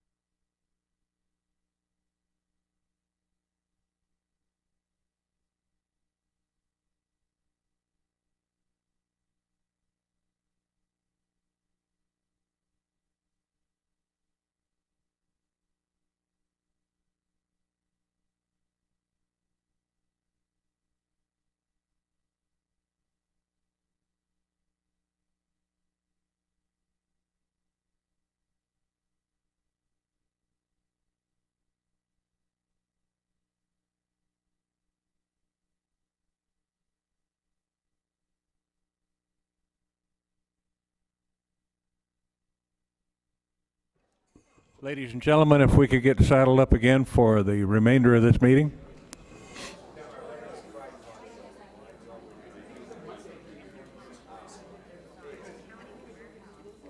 We'll talk about, I mean, I know, and I kind of figured that you'd be probably against our position.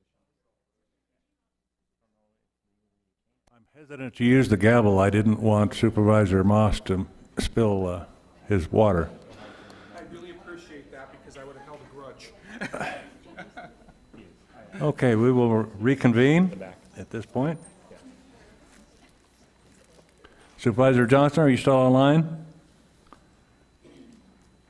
Yes, Mr. Chair. Thank you.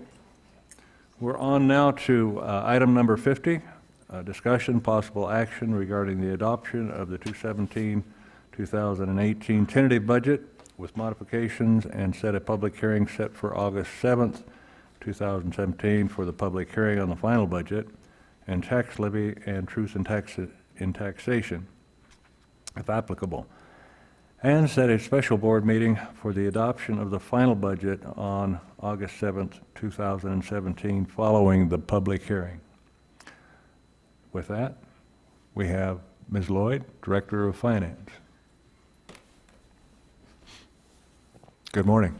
Good morning. Thank you for this opportunity to discuss the tentative budget this morning. In your packet, we've provided quite a bit of summary information for modifications that were made or recommended since our last meeting on the budget workshop. And we also re-included a list of the initiatives and columns for those that were included, those that were not included. And I believe that they have the tax rate equivalent should any of those be added back in. At the back of that packet, we've prepared the tentative budget using the state forms, which we are required to do. There's essentially, it takes all of the information in your 1,400-page book, consolidates those by department and by fund, and provides you some overall information. Today, I would like to have you review those list of modifications and make sure that we are in agreement with the appropriateness of including those into the tentative budget. The tentative budget does set a ceiling for appropriation, so if this were adopted today, any form of this, once modifications have been made, that will be the maximum that the Mohave County's budget could be for the coming year, and therefore very important to discuss any items that may raise that. You would not be permitted to increase the budget during the year, only reduce or stay even. A couple of items we listed on the very first reconciliation page that were added, that the tentative budget does increase a property tax rate increase of 16 cents to contribute about $2.8 million in order to balance the general fund. There were some expenditure modifications as well. Those consisted of some of the state cost shift changes, some liability insurance adjustment. The others are purchase order rollovers that were, most of the items have been procured this year but may roll over into next year, so we've had to adjust that. Those items all being taken into consideration, the county would end up with a fund balance of about $19.5 million at the end of 2018 if there were no other changes, as well as about $612,000 of restricted balances from the current year's EBT premium holiday. Subsequent to the writing and preparation of the tentative budget, a couple of things I think are important to note. One, the assessor's office is proposing a budget reduction of about $11,000, consisting of a decrease from an office specialist position to an office senior position, and then would include a pay increase for the administrative assistant's position for assuming additional duties. So that would be overall a reduction. I'm not sure if all of you received a copy of that, but that would be a general fund savings to you. And I can provide you with additional information on that, but that would be a change between the tentative and final if that were included. The second item is we received at the end of last week a memo from the PSPRS, and they were offering and want to get the evaluation on all of the jurisdiction's opinion that it's possible on an amendment to Senate Bill 1442 to amortize the unfunded liability from 20 years to 30 years. So initially, we were provided a bit of information to evaluate that.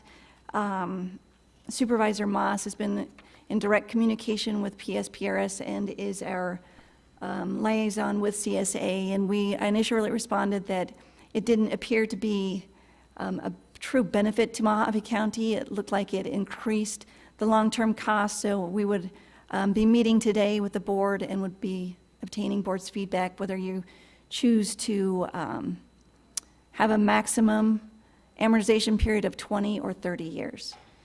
So with that, I will turn it over to all of you. If I could, Mr. Chairman? Thank you, Ms. Lloyd. Yes, Supervisor Moss. Since I was referenced just recently, I'll fill in with what my conversations were with Jared Smoot, I think his name is, with PSPRS, also with EGORP. They handle the same plan. My understanding was we were paying for the PSPRS something like $600,000 a year or something along those lines under this current budget over our $19 million debt for that plan alone, or $20 million. I think it might be $20 million, but total between the two, it's $39 million that we owe.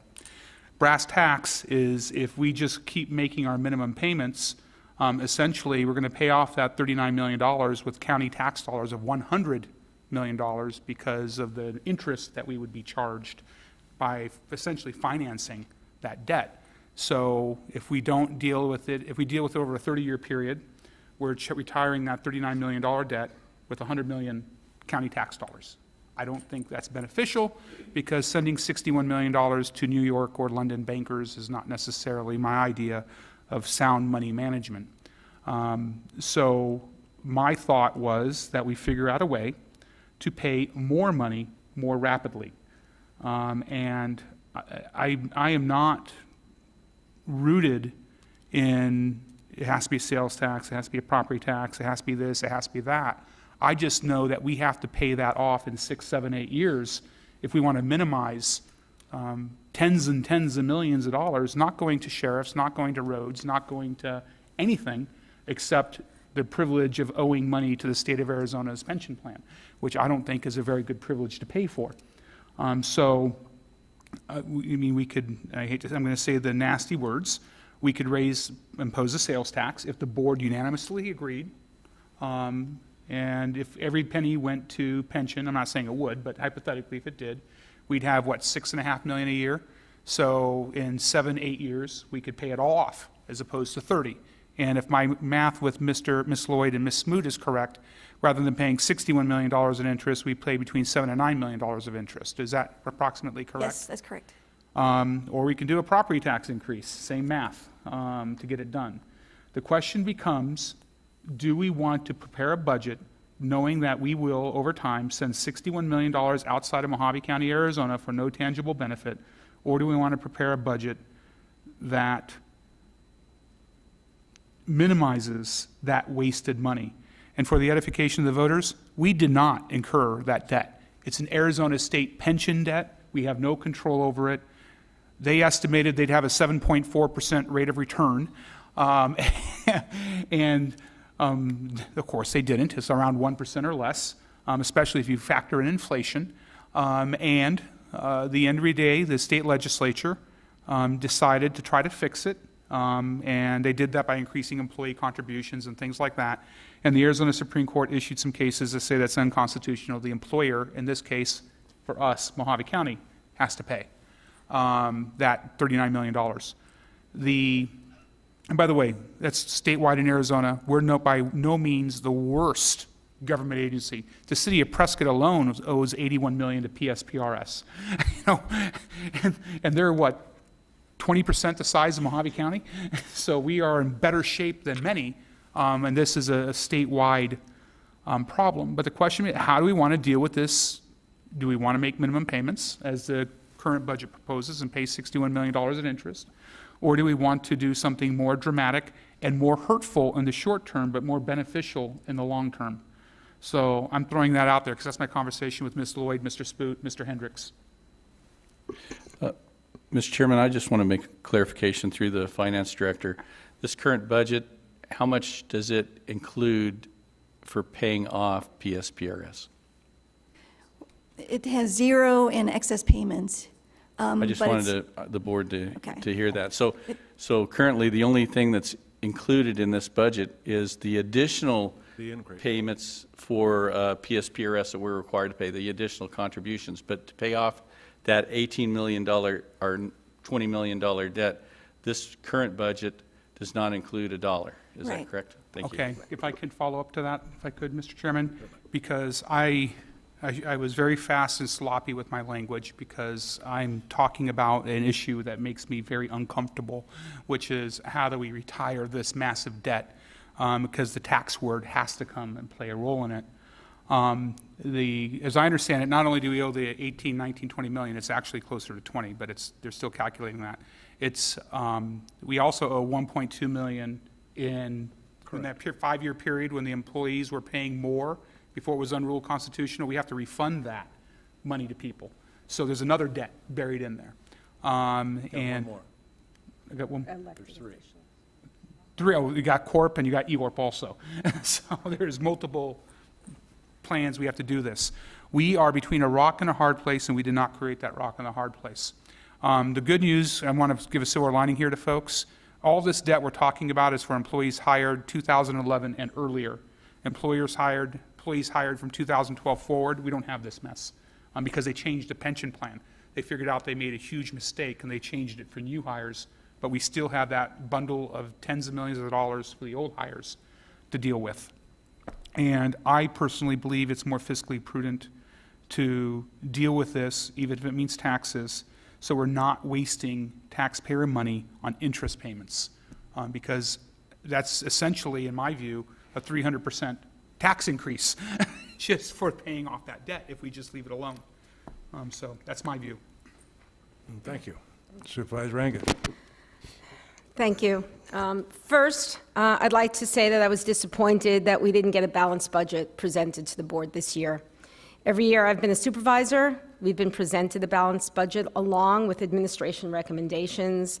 This year, we were not given that opportunity. Last year, when we did our budget, there was a lot of talk about sales tax. We discussed it, and at the time, it had to do with bringing in more money for the general fund and the sheriff's department. I promised that I would keep that in my mind going forward. And over this past year, it's become hard to ignore that we have a huge problem in the sheriff's department. And this isn't a new problem. This is a problem that precedes most of the people on this board. But frankly, this board has kicked it down the road as well. I sat right there in that seat back before I was elected supervisor in 2011, and I listened to then Sheriff Tom Sheehan quite literally beg the board for money. He did a PowerPoint presentation, he did comparisons with other counties, and he predicted that if Mohave County did not get serious about compensating law enforcement, there would be dire consequences. Now, I'm not one to fall for government hyperbole, the sky is falling scenarios or threats, but we're in trouble. To me, the most important part of my job of any government jurisdiction is to protect its citizens. During the election, all the candidates spoke about the sheriff's pay and morale issues.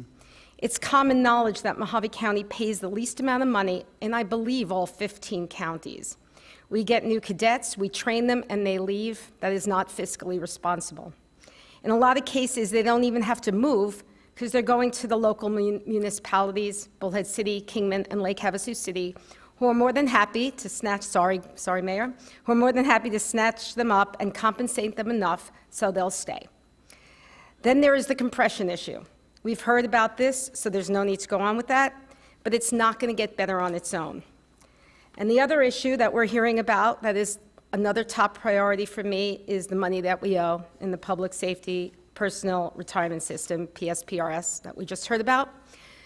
We've been speaking about it for over a year and the fact that Mohave County owes over $20 million. We're mandated this year to pay out $1.2 million as part of that lawsuit that we just spoke about. And this $1.2 million is part of the $2.8 million shortfall we have heard about and is given as the reason for the 16-cent property tax hike. I will say up front, I will not vote for a property tax hike, period. We keep hearing that Mohave County is one of the lowest tax counties in Arizona, like that's a bad thing. But what is never included are those secondary taxing districts. When you put those in, the numbers climb. And this year's taxpayers from all over the county will see a tax increase even before we decide as a county what we want to do, because throughout the county there are school bonds, teacher overrides, fire bonds. It's never ending. And now we're talking about the roads. And our roads are a mess, can't deny it, but we continually work on them. And right now, as I said before, it's not high on my priority list. Again, since last year, I've been going around speaking in my district and around the county, telling people about our sheriff problem. And I don't know how when roads became the top priority. It's not what we talked about last year. In a perfect world, I'd like to be able to address all of it, but we can't. I can only support what I believe is the most important issue right now. And as a conservative, and it pains me to even talk about raising taxes, in my time here, I've never supported a tax increase. But I want to live in a county that's safe. I've been told that at any given time there are only 2 sheriff deputies in Fort Mohave, and that is unacceptable.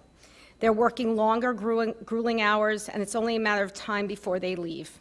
We have a new Walmart opening up next month in Fort Mohave, and I've been informed by Bullhead City that there are approximately 5 arrests a day for shoplifting and all the things that go along with having a super Walmart in the county. We don't have the manpower to handle it. So here's my proposal. A 1/4-cent sales tax strictly for law enforcement.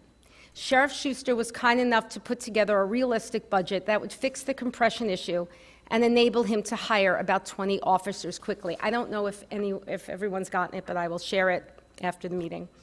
According to the documents we received from county administration, a 1/4-cent sales tax will bring in between $6 to $7 million per year. I propose a 1/4-cent sales tax strictly for law enforcement, with $4 million of it going to the sheriff's office. He said he could make our sheriff's department a first-class organization with that amount of money, and the rest of it being used to pay down our PSPRS obligation. And I'll even suggest something a little bigger and bolder. If we really seriously want to take control of our financial future and be fiscal conservatives, I would suggest that we pay the $20 million that we owe from our unrestricted funds, and then every year pay ourselves back with the excess money from the 1/4-cent sales tax.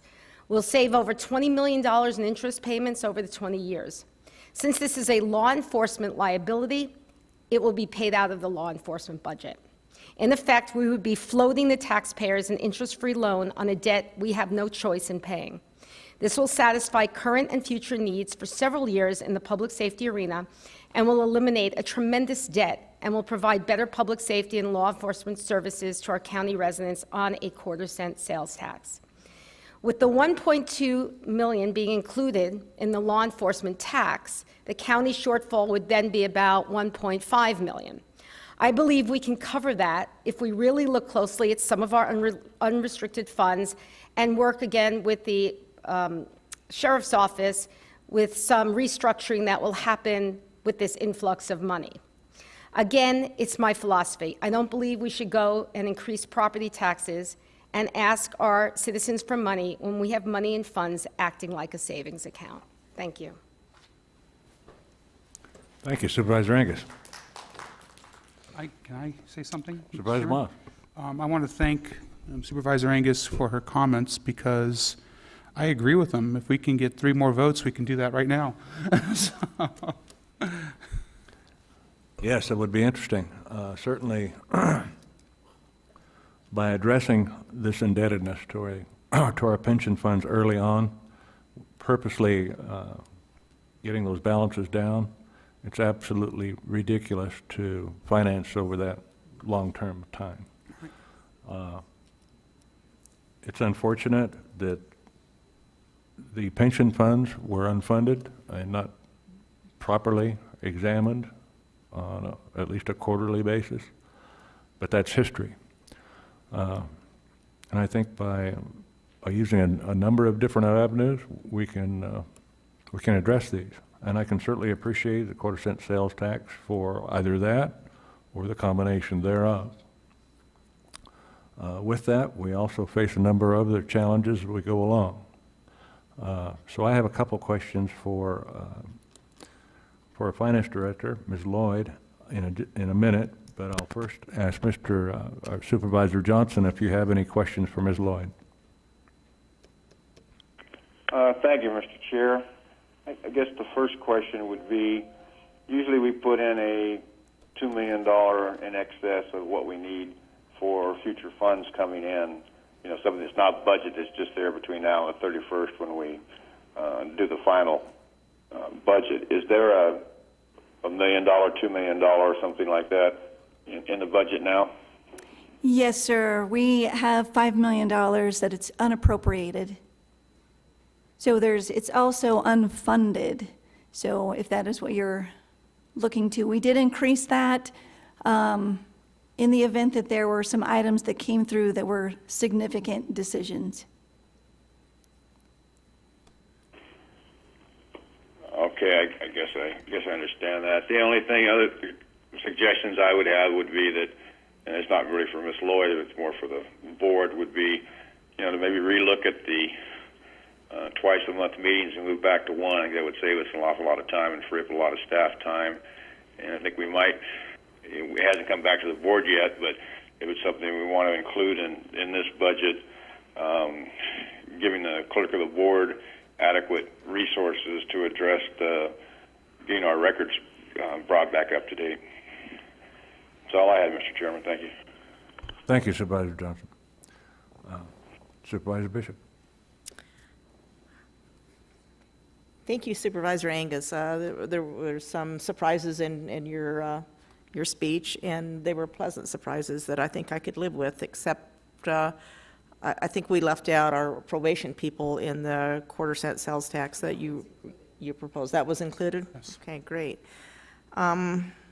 I like the idea of paying down the PSPRS as quickly as possible. I think that's a conservative way to look at that. In fact, speaking of conservatism, I hear all the time that Republicans, conservatives, don't raise taxes ever, ever, ever, and that simply is not what I believe a conservative is. I believe a conservative is someone who is responsible with the revenues that they bring in this case to the county, and spends the monies wisely. I think I want to see this county continue to go forward. I want our sheriff to be able to run his department. I want the probation officers to be able to keep their people as well. It's kind of the same situation with them.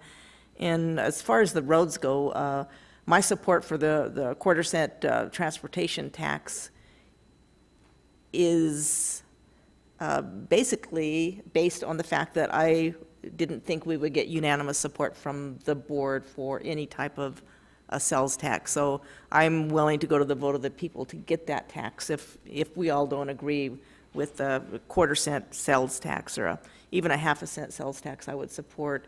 And if we did that, we could lower property taxes, and I think all of our residents would really appreciate having their property tax lowered. So it just is good fiscal common sense to look at an excise tax, and I would support that with all my heart. That's all. Thank you, Supervisor Bishop. Supervisor Johnson. One other thing I forgot to bring up was I think we need to look at one of our employees, Sonia Jaramillo in the finance department, and in the comparison of her with other departments that do the same thing for a comp study too. I agree. Director Lloyd, did you catch that from Yes. Supervisor Johnson? Mm-hmm. Okay, thank you. I have a couple questions for you, Ms. Lloyd.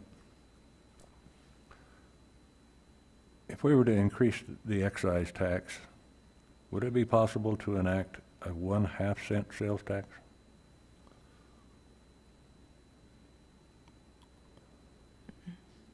If you increase the excise tax? No.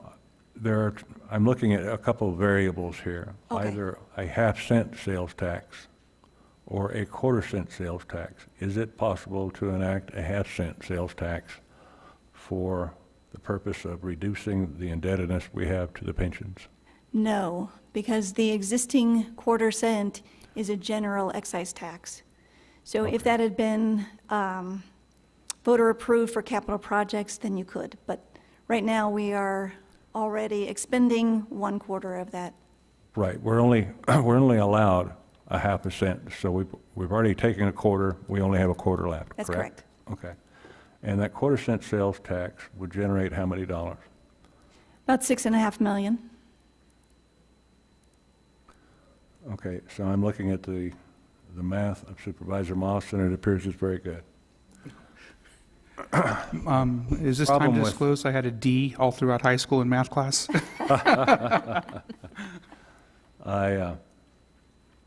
And I appreciate the comments and concerns and your input, Supervisor Angus. But I think we're leaving another item out, and I want to make sure that we're getting it correctly. There's also a current increase to the pension fund above what it was prior to this year. Is that correct? That's correct. And how much is that? So the rate increase, the county has to contribute up to 52.2% next year. The current year we're in, it's 42%. So we are receiving a 10% rate increase. That's over $600,000 alone just for the current contributions. Okay, so we need to make sure that we add that other $500,000 into our numbers. Yes. And Because- it is calculated currently within the budget. Okay. But not in Supervisor Moss's calculations, correct? I just want to make sure that we're counting that other variable that's not being accounted for on the side. And I understand, I appreciate that, thank you. Okay. So, the numbers that I came up with, if we were to look at increasing property tax alone, you're indicating 16 cents just to balance the budget, correct?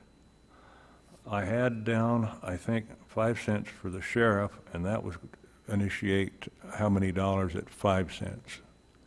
5 cents is about $700,000, $700,000 to $800,000. Which is still way below what he needs. Yes. And I was looking at 1 cent for probation, which is way below what they need. And I'm still looking at 5 cents to complete the 5 cents to complete the courthouse project. Okay. Which is still way below what we need. And then we get back to funding the library, of which we were using those dollars to pull down the balance on that. I'm at 37 cents already. And at 37 cents, we're still not meeting the goal of satisfying all those requirements. So even if we do incorporate a quarter-cent sales tax, we'll initiate $6.5 billion. We still have to look at the possibility of increasing property taxes just to remain even. Is that correct? As we currently are looking at it, yes. Okay. Just wanted to make sure that I had my thoughts straight. So, If I could, Mr. Chairman? certainly. Okay. I appreciate Supervisor Angus's proposal, because I think that law enforcement, and when she says that's her primary concern, and I agree, because as of February, it was my primary concern, and now I have 3 equally primary concerns, but one of them is removed if we send the road tax to the voters. It's out of our hands at that point, and so the roads are out the picture. I'm not even thinking about those. It's in whether they say yes or no, it's a voter issue. Right, it's on the side. So that's gone. So now we have the pension debt and law enforcement. And those are my concerns. And I think there's other things in there that you suggested that we can talk about. But I think when it comes to our financial situation, if we have a sales tax, it's budgeted for a period of time with a sunset clause in there to deal with that pension debt, to deal with that sheriff's shorthandedness, to deal with the compression issues and probation. Between those two things, what I think Supervisor Angus is saying, that we take care of 2 out of the 3 big concerns sitting on our desk right now with just the sales tax. The question is, before we even talk about it, we need to resolve it one way or the other. I'm okay with doing that in order to retire that pension debt, in order to get the sheriffs, the men, and the probation, the men and women that they need. But is it even worth discussing? Because of my understanding, correct me if I'm wrong, Mr. Esplin, but it's going to take a unanimous consent to the board to do that. For the sales tax. Okay. So are we allowed to ask if the board is, each board member, whether we're for it or against it? Well, in a public meeting like this, we can talk about it. I just want to make sure, because people complain every now and then. And so, Mr. Chairman, can we ask? Certainly. Because I'm for doing that for those 2 issues, law enforcement and pension debt. I'm for those issues with the sunset thing built into it, and we'd have to do the math to figure out how long that would be. But I don't know what the other board members think. I think Supervisor Angus might be, but I'd like to speak for herself. If I just clarify, I just want to clarify something. First off, we do have to put it on an agenda if we're going to put it on a vote. And secondly, I would recommend that we not do a straw vote or anything like that. But we ought at least, we can at least talk about what the various positions would be and so forth. And then if you want to bring it back for a vote, then it would be a proper time to do a vote. Correct. It's not on the agenda to discuss. Mr. Chairman, I'd like to at least have our attorney reconsider that, because the purpose of this particular meeting is to discuss our budget, to be able to define what our budget is going to be, and that would either include or not include any other provisions such as the sales tax, because if we can't move forward with these items at this time, then we're not going to be moving forward with these items at all.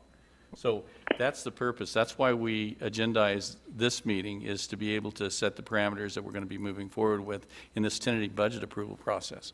So please ask for reconsideration on that. Item 50 does say tax levies, so that's why I thought it was okay. Right. I wanted to check. And I certainly believe it's germane to the issue. Supervisor Johnson, I believe that you were trying to initiate a conversation. Yes, thank you. I think the county attorney covered it, but I disagree with part of his outcome. I believe it's not agendized for increasing the sales tax, and so as it wasn't agendized, it doesn't give the public chance to be there and participate. So if we're going to do, if that's something the board wants to agendize, we can agendize that for a later meeting, because I think it's going to take a lot more than just trying to hash out something to put on into the budget without consideration of all the debts we owe. Okay, but I believe it is germane to the issue that we can discuss opportunities to meet our budget requirements. And we can discuss the quarter-cent sales tax to flesh out a number of issues. And speaking kind of out of the box, my thought on the quarter-cent sales tax was for the reduction of the pension fund completely. I hadn't considered putting in a portion for the sheriff or the probation, although I can most certainly consider that. I just don't know how the numbers would work out, because my concern is every year that we postpone paying off those pension demands creates a huge impact on the general fund at point certain. We need to find out where the sunset is, where the payoff is. So that's one of my concerns there. But I think we should probably, at some point in time, each of us discuss the pros and cons of that, and now's an ideal time as far as I'm concerned. Sheriff to come down for a second.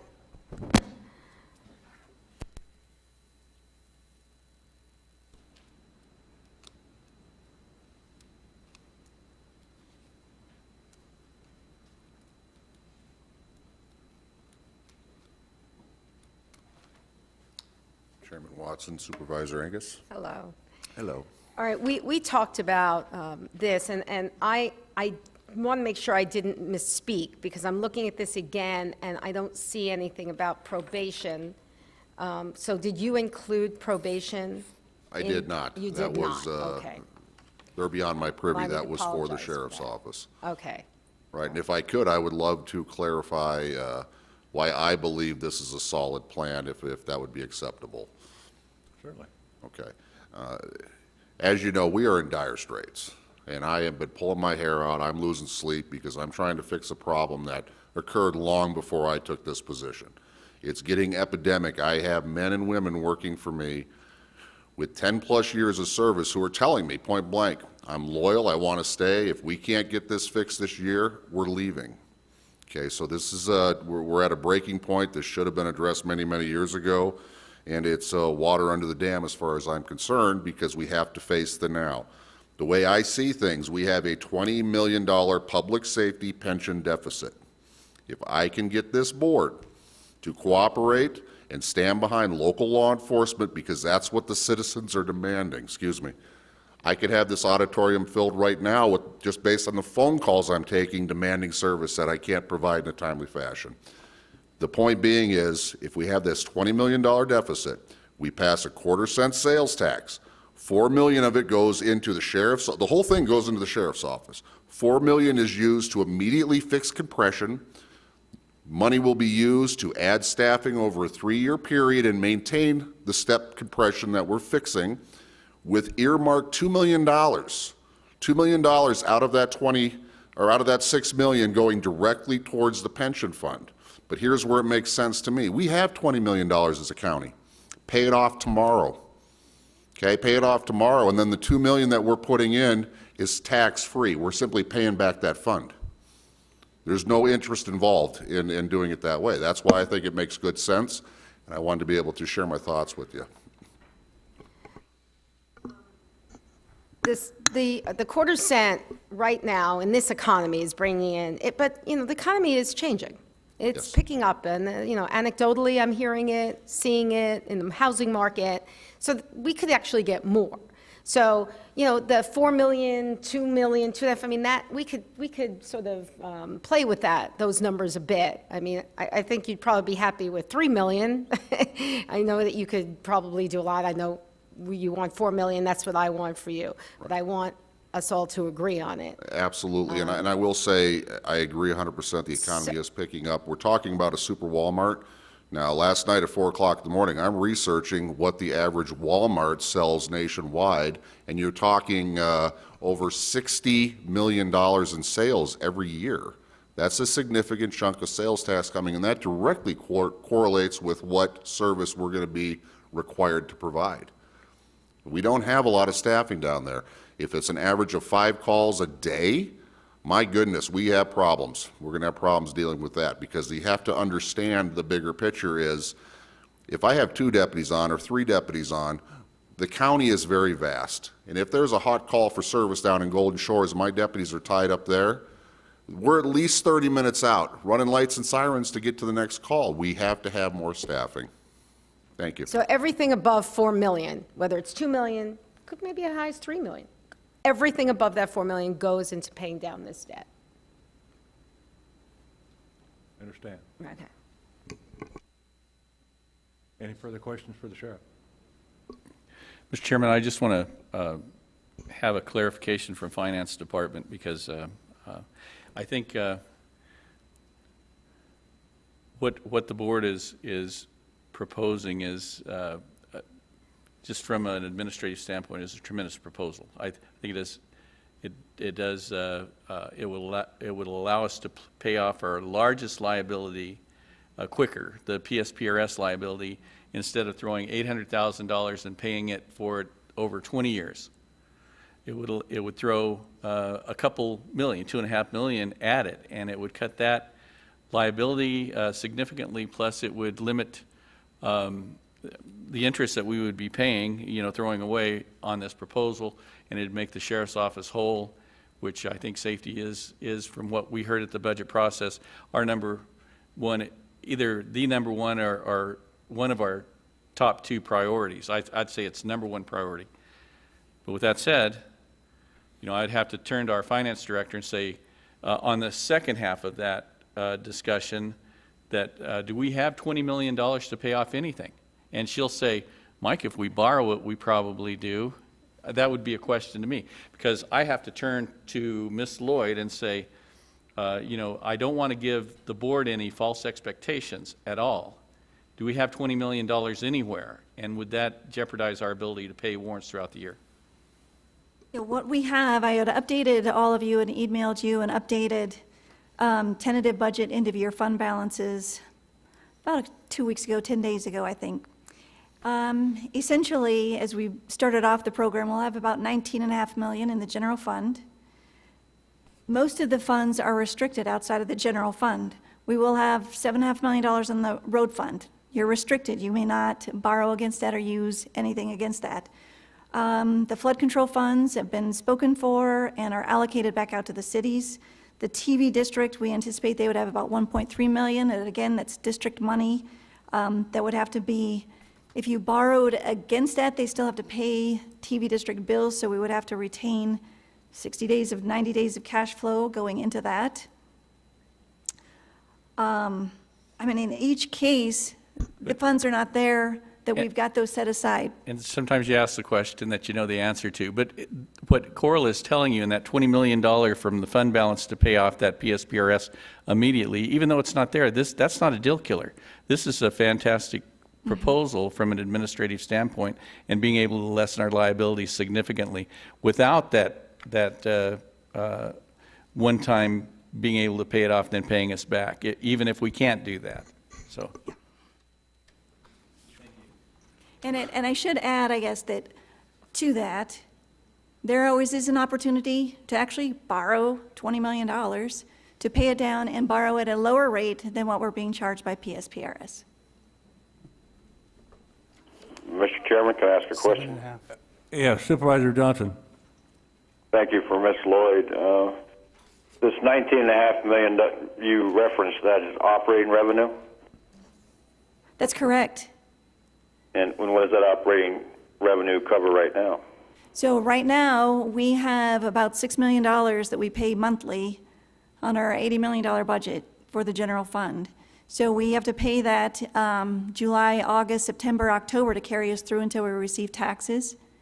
So we're looking at between, minimally 18 million just to pay our bills, plus we've allocated a $2 million real funded contingency for the board in the event that something occurs during the year. We have a tax settlement, that we have litigation and things like that. So that's what that amount of money is reserved for. So how would that affect our ability to pay bills? That's a very direct way of saying that's exactly what I meant, was that you don't want to get to the position where you're preventing yourself from paying your monthly bills. Okay, and then we keep talking 20 million. I think Supervisor Moss mentioned our debt load is 39 million.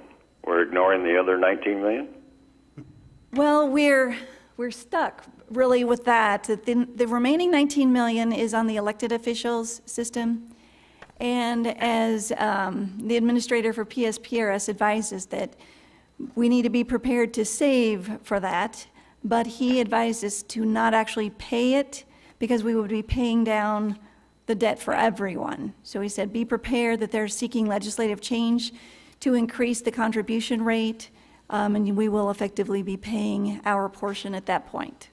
So he was looking, I believe, the last I heard last week was that they were anticipating that those changes would occur this year.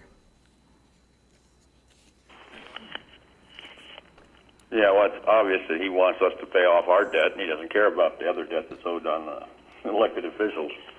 Those are the only questions I have. Okay. Thank you. Can I follow up, Mr. Thank Chairman? you, Supervisor Johnson. Supervisor Moss.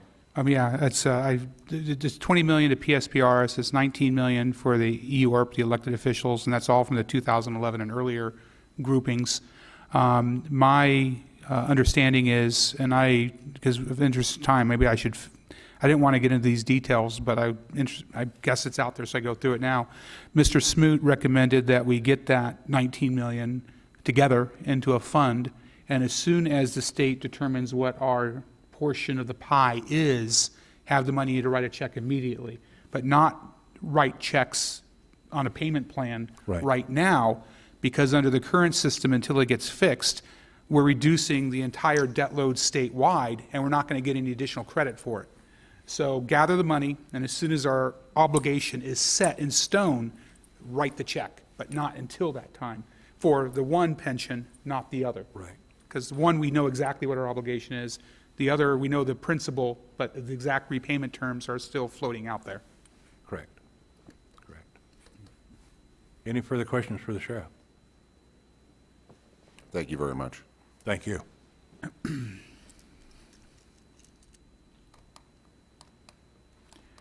If I can make a suggestion, it might be premature, Mr. Chairman. Certainly, go ahead. Right now, and this is me looking into the future a little bit, it may be that we're not currently in a position to discuss this budget, but I think we have two potential budgets that we need to be discussing. One is funding some of these debts via sales tax, and the other budget is funding these debts via property tax. And which way the board has to go depends basically on the will of each and every board member at this point in time. And so I think we need to have two budgets in front of us, one that does it this way and the other which does it the other way. And perhaps at the end of the discussion, we come in the middle someplace. But I don't know if we have anything that we can actually vote on, if I'm understanding where we're at for discussion purposes, because I'd like to retire most of this debt via sales tax, if we can. So, and can I follow up on one other thing with Ms. Lloyd? I want to make sure, I think I interpreted your answer, and I know it correctly, and I knew it before, but I want to say it again so people understand our 18 or 19 million in our fund balance for the general fund. Mm-hmm. That's because we go 3 months without collecting any tax revenue, and we have to write checks, $6 million a month out of those savings. Correct. And then we pay it back, and we repeat the process each and every year. Yes. Okay, all right. That was my translation. Okay, are there other fund balances which are unrestricted that we can do what Supervisor Angus is mentioning in whole or in part, or is this maybe something that you would have to do a written report to us on in the near future? You know, we've talked about fund balances over quite a bit over the last couple of years, and we do have written policies on supporting what the balances are in each of those. And I have a very good understanding, I believe, of what we actually, have in the bank. We would total about $85 million, if you will. But most of those are restricted. For example, we've got $10.4 million that we're expecting to retain for the court project into 18, once we pay off the jail. We would have, in the health insurance fund, for example, about $8.5 million. So once you start whittling away the restricted funds, then you end up with working capital, with the 3 or 4 months balances, with what to pay the bills, if you will. The one area that may be different is the library building fund. That is not, but that's not general fund. That has nothing to do with PSPRS. If we borrowed that money to pay it back, that's an option. I'm not sure of the legal purview of borrowing other district building fund money in order to pay back over a period of time. I'm throwing it out there because I think that's something we need to explore. Okay. In addition to potentially, if we have to finance this debt, let's do it at a lesser rate. So what's via a bank loan?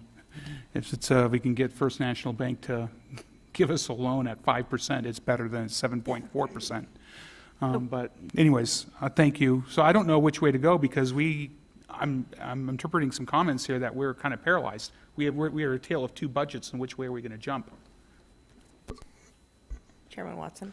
Supervisor Bishop. I think that during this conversation, it should be at least brought up for discussion and find out if there's any interest or if it would help any if we extended the quarter-cent capital improvement tax for 1 year. That would raise another $6.5 million. That would get the Superior Court building completed, and then go ahead and let it sunset 1 year later.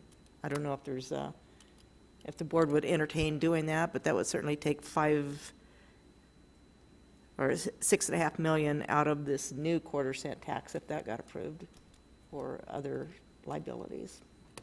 So I just wanted to throw that out and make sure it was part of the conversation. Ms. Lloyd, do you want to address that?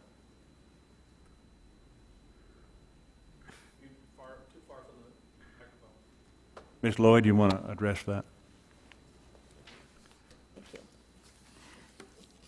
I really didn't hear that.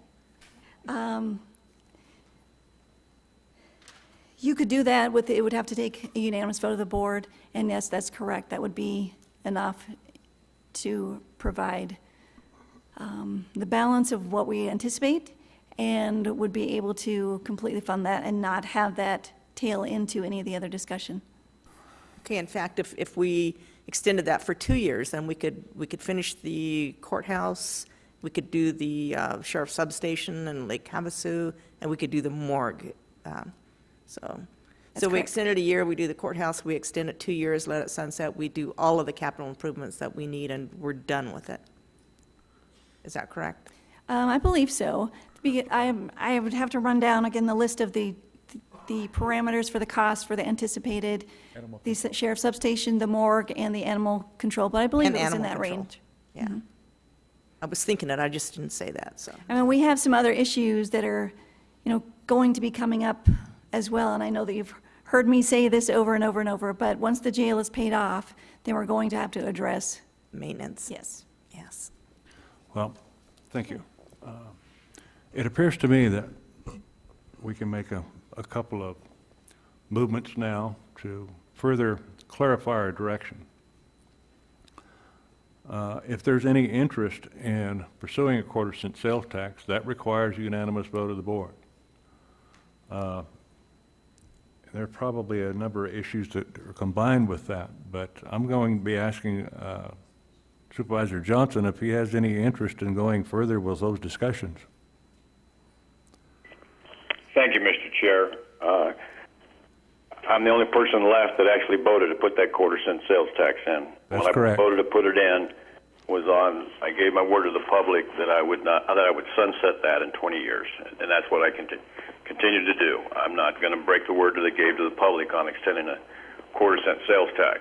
I think the problem we're in today, and I agree with Supervisor Angus that in my 20 years, I can't recall ever having a budget proposed to me that had property tax increases in it. They would always say, this is how much money we have, and in order to continue with the money that we have to cut 5% or 10%. This is how we're going to give the services. And then it was up to the board to decide, well, we need to increase property tax or some other form of revenue to increase the services or to keep the services at the same level.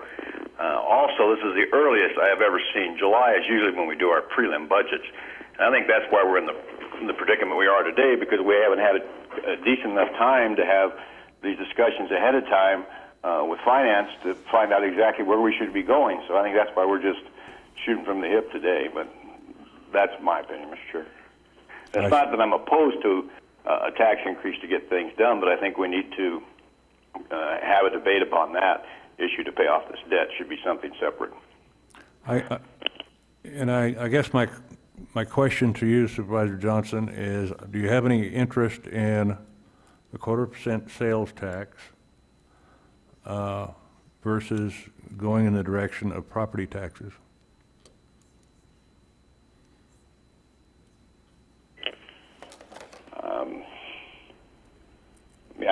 I have ideas that I would like to bring forward to the board, but I think it's like every person on the board has mentioned, is the debt has to be paid no matter what. That's the most important thing hanging over our head. But I think that would take a separate meeting to discuss that, and then we could decide on, how you want to fund the other departments. Thank you. That gives me a little bit more clarification. I appreciate the honesty of your answer. Thank you. Mr. Chairman, when it comes to law enforcement, I call it the sheriff and the probation. I lump them into law enforcement when I use that term. When it comes to the pension debt, when it comes to a couple of these other issues we've been discussing, this is, and correct me if I'm wrong, County Administrator Hendricks, this is an early date for the preliminary budget. Is that correct? Is that a correct statement? It's early for Mohave County. It isn't early for anyone else. Okay, all right, but we're a bit, from our speed, we're a bit ahead of ourselves. And maybe whether it's this coming meeting or the following meeting or whatever the pleasure of the chairman is, and whenever time the staff can get this, maybe we should have a debate on these debts, the method of payment, because apparently the agenda item isn't sufficient. And we can talk about budget A, sales tax, budget B, property tax, budget C, no tax, and budget D, something the board crams together. Yeah, right. So it's from all those three options. Is it possible to prepare at least this budget analysis, this short form that you attach to item 50 with those three versions? Sure, absolutely. So whenever maybe we should continue this with a modified agenda item, which opens up the universe of discussions to the earliest convenient date. We can have three different versions of this, and then the board can tell you the fourth version that we're good with.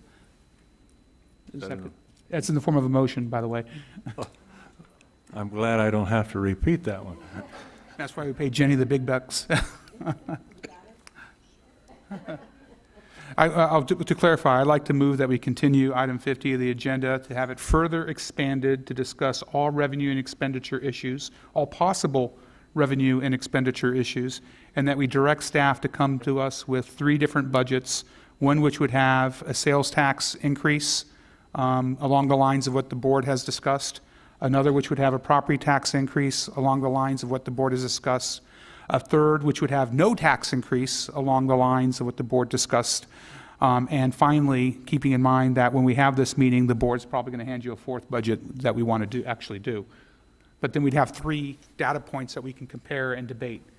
That would include the discussion of revenue also. Yes, revenue and expenditures. Mr. Chairman, before you make a vote? Yes. May I? To comply literally with what this motion is,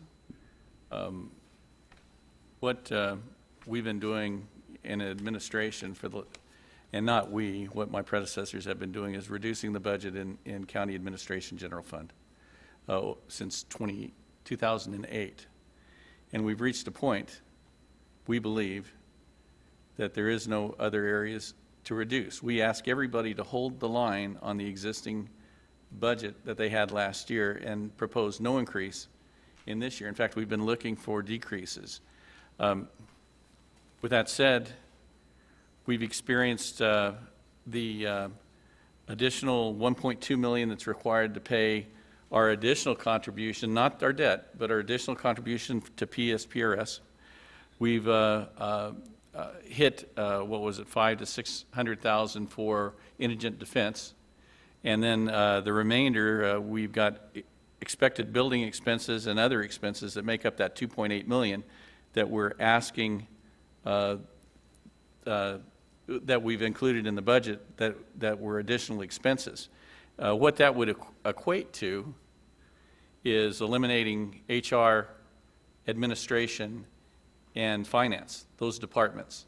So when you ask to bring back a balanced budget with no tax increase, to be able to do that expeditiously, we would be looking at employee layoffs and other things. Quite frankly, I would have to say, all right, pick a percentage across the board for all general fund departments, including courts, and this is what you would have to expect to reduce that funding to bring a no tax increase budget to the board, just so you're aware of that. We can certainly do that. If I can respond. I think I've heard at least two supervisors say they wanted to see a new no tax increase budget. And I don't want to tell you how to do that because you and Coral and the other department heads are the guys who we pay to do, bring these proposals back. But I'm looking at, for example, we're paying $4.5 million to the Sheriff's Department via these tax increases. Back them out. I mean, that's just a suggestion. I'm not going to vote to leave the sheriff hanging, but if we have to have a balanced budget, look at our spending priorities in here and back them out, get us back to zero, and that way we'll at least have that third data point. and then we can add them back in as we figure out what the revenue sources are to do that. That sounds a lot like zero-based budgeting. My goodness. So, but, so whatever, whether it's 5% across the board, whether it's backing out the increases, however you want to do it, I want to maximize. The increases aren't included in the budget. Okay. Those increases aren't included. It would be taking everybody's zero-based budget and saying, okay, we're going to be cutting you a certain amount, and that's what we're going to be presenting. However you think it needs to be That's done, we probably need those 3 data points so that all supervisors' concerns are being addressed. We can certainly provide that. So if that required a 20% reduction in each one of the departments, that's what you would probably show. Is that correct? Like 2.8 million, something like that? Yeah, okay. So are you clear on our proposal? Okay, very good. I think it was seconded the motion too, and I think, was my clarification okay for you? I only have one question, and that would be, I missed it if you did, but did you set a date that you want it to come back, or are you leaving that open-ended? I'm going to let the chairman, the county administrator, and Ms. Lloyd figure out what that date is. Is that possible that be done at the next meeting? Mr. Chair? Supervisor Johnson? I think obviously the sticking point is going to be on sales tax. If that was something to look at, maybe at the next meeting we could just discuss the paying down of the debt and make that one thing instead of having. I mean, Ms. Lloyd and them. I don't want to have them put together now 4 budgets for us, and then we have a meeting on how to pay down the debt, and there's no, we got 5 different proposals, and so we're never going to get anything done. So maybe we should decide on, we had a meeting to say, okay, how are we going to pay down this debt? What do you like to do? 20 years, 30 years, finance it, whatever, and then decide from there. And then that would give them, say, okay, here's the only chance you have. Either cut the 10 or 20% out of our budget, or we increase, property tax or however else we want to do it. But I think to be fair to the finance, it's kind of they're just dealing in fantasy right now until the board says, yeah, we want to pay off this debt, or whatever the majority of the board wants to do. I'd be glad to add that to an agenda item, but I still think that we need to have a good look at what we do in addition to. I will leave it to the pleasure of the board, because you can bring back what I just said anytime you want. So the next meeting, for certainty, we can talk about Supervisor Johnson's discussion on paying down the debt, which I agree with him. We need to have that discussion. Right. And whether what I propose is after that on the agenda or at some subsequent meeting, I'll leave to you guys. Well, my thought was to do as an action item what was suggested by Supervisor Johnson first, then followed up by your motion at the next meeting. I'm good with that.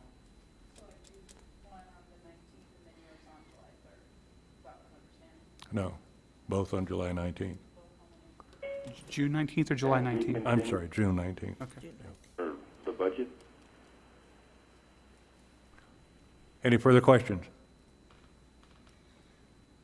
There being none, those in favor signify by saying aye. Aye. Aye. Those opposed? Motion carried. Thank you, Ms. Lloyd. You have your homework assignment for the week, for the next 2 weeks. 3 days, 4 days, 4 days this week. There you go. I'm sure we can give you plenty of latitude.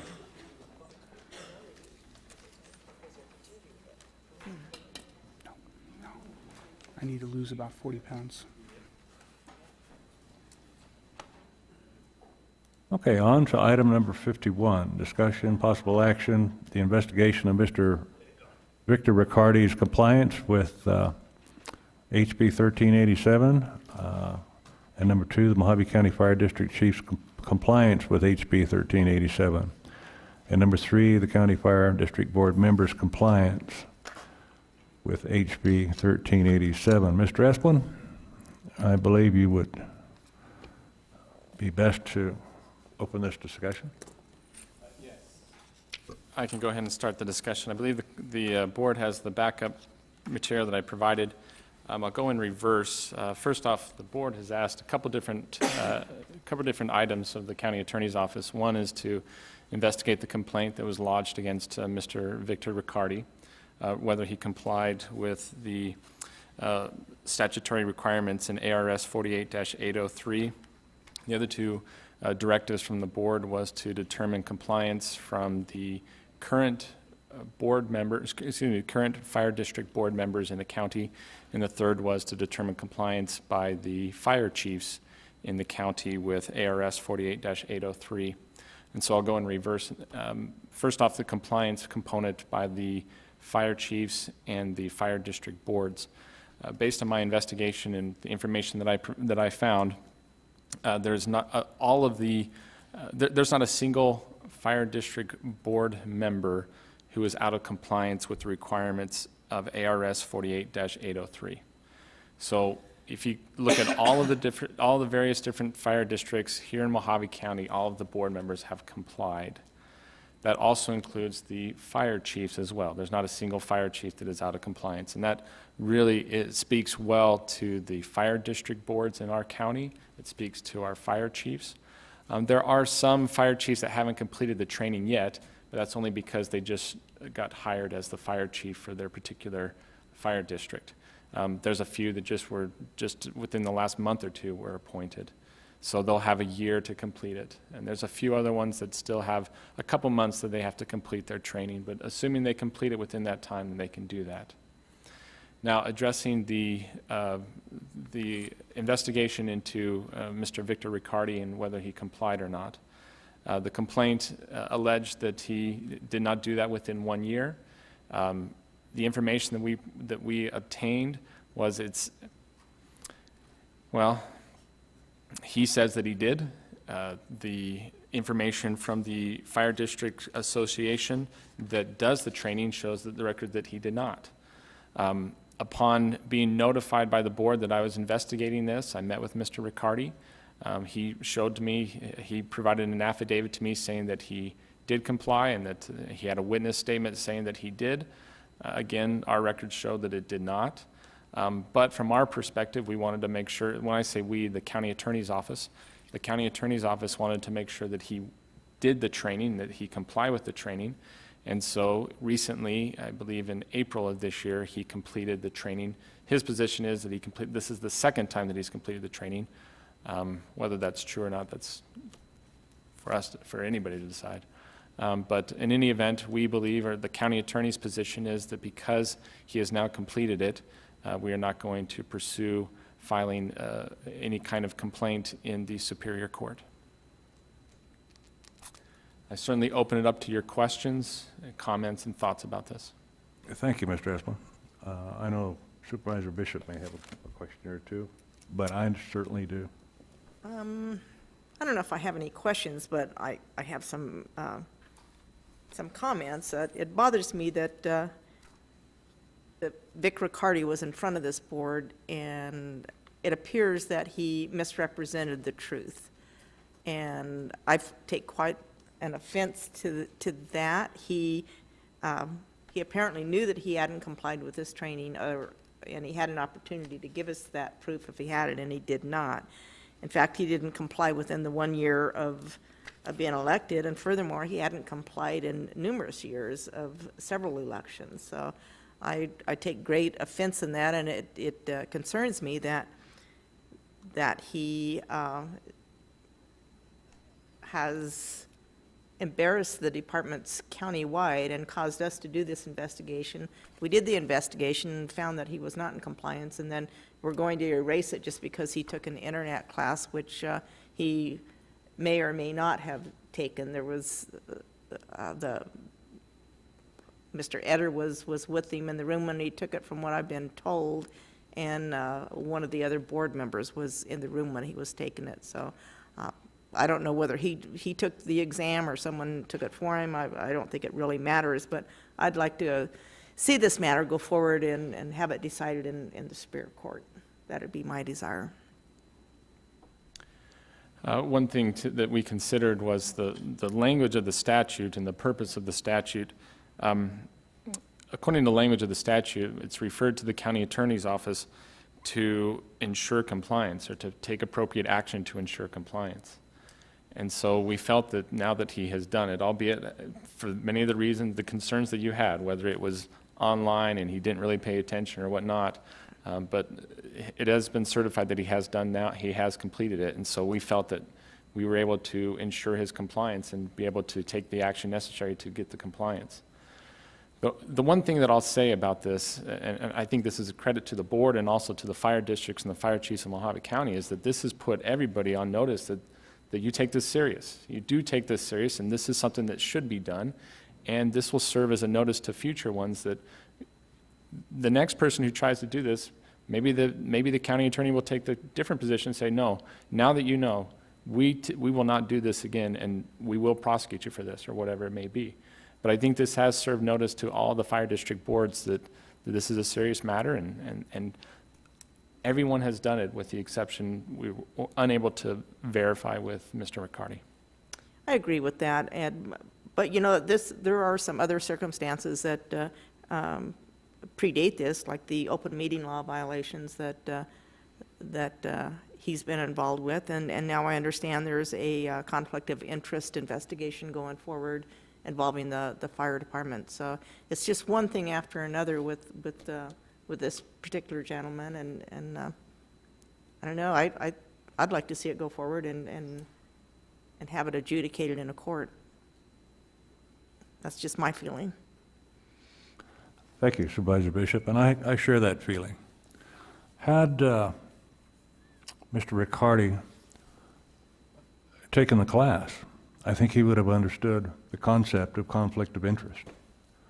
I understand that there is currently an investigation of the possibility of breaking that golden rule that we have as board members serve our public.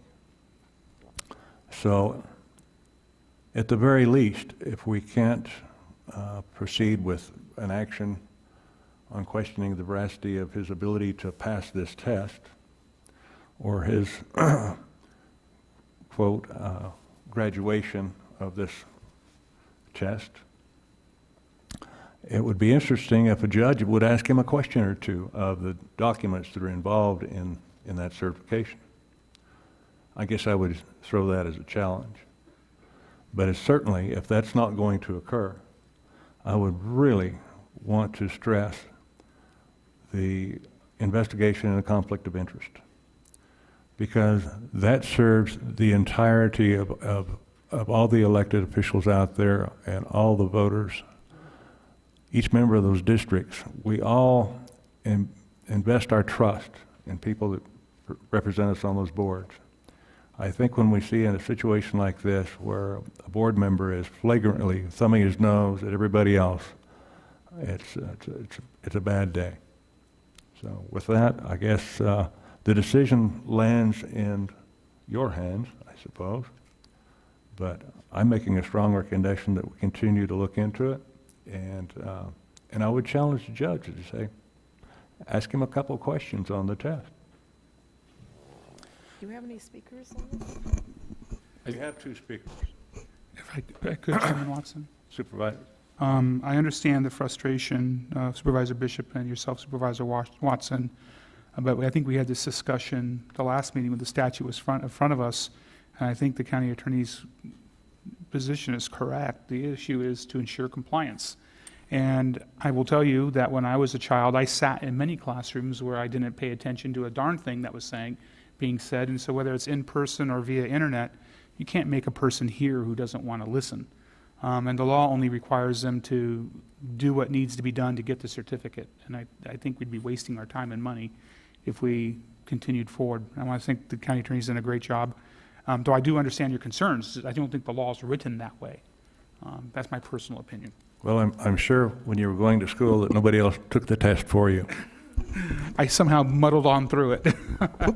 We do have two people that would like to speak to the issue. Mr. Martin.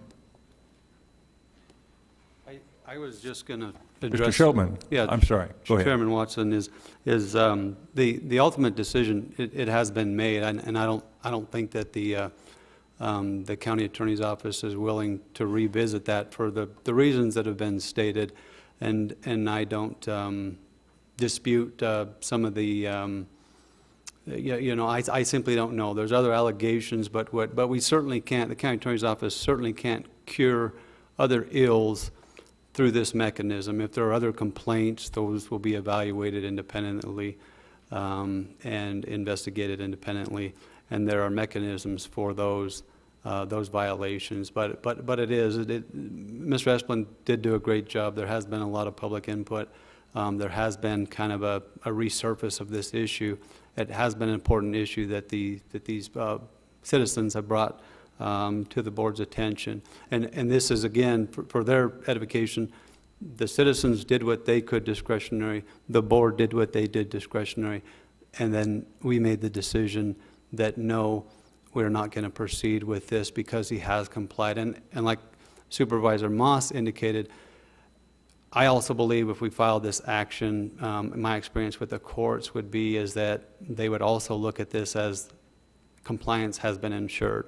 And you also have this issue as far as, economies and resources, and pursuing a case like this where you have someone who says, yes, I was there, and someone else saying, yes, I saw him there, perhaps he didn't sign in, and that same person saying, I know I also took this in 2016, and when I called to confirm, they didn't have my records for 2016, they put other issues at jeopardy. Whether the veracity of all that is correct or not is a secondary issue, but I think the main one is ensured compliance. And I think that now that this has come to the forefront, like Mr. Esplin said, if other board members do not do this, certainly this is on people's minds. This will be brought quicker to the board's attention, quicker to our attention, and compliance will be much timelier than we saw in this case. And I can certainly take any other questions the board has. Thank you, Ms. Shelton. Mr. Schottman, can you confirm or deny that there is an ongoing investigation now on the conflict of interest situation? I can confirm that the county attorney's office has been made aware, and that we have taken that on as far as that citizen complaint. And to the extent of the investigation, I will not comment on that. But yes, we have received that complaint, and that is a complaint that our office would investigate. Not that the sheriff's office could not do that; it would technically be their jurisdiction. But historically, when this issue comes up, our office does have a few investigators within our office. One is a sworn peace officer, and so these kind of hybrid, kind of criminal yet general government issues, investigations, we do take those complaints, and there is. We are looking into that at this time, but I can't comment any further than that. Okay, thank you. Thank you, Ms. Shelton. Mr. Martin, if you could please. Mr. Chairman, can I ask Mr. Cobbin a question? I'm sorry. Yes, Supervisor Johnson. As much as I hate to agree with Mr. Schottman or any other attorney, I have to say that I believe that any judge we've gone to, or not our board, but statewide, once they comply, even if they comply after the fact, they consider that handled. So I think we're probably, I know the frustration like everybody else has, but I think it would be a moot point to take it to court. And I agree, Supervisor Johnson. I think that the time and effort would be go through that, and his cases, as you know, and everybody knows, criminal, civil, a lot of those get resolved, and when you get what you're looking for at the outset, a lot of times there's the splitting of the baby that some people don't like, but I think in this case it would go through that process, and at worst it'd be, say, hey, a tongue lashing and perhaps, but again, one of the other considerations, just and for sake of time, is not that this is not a serious issue, but because of one of the considerations too is the county attorney's office takes doesn't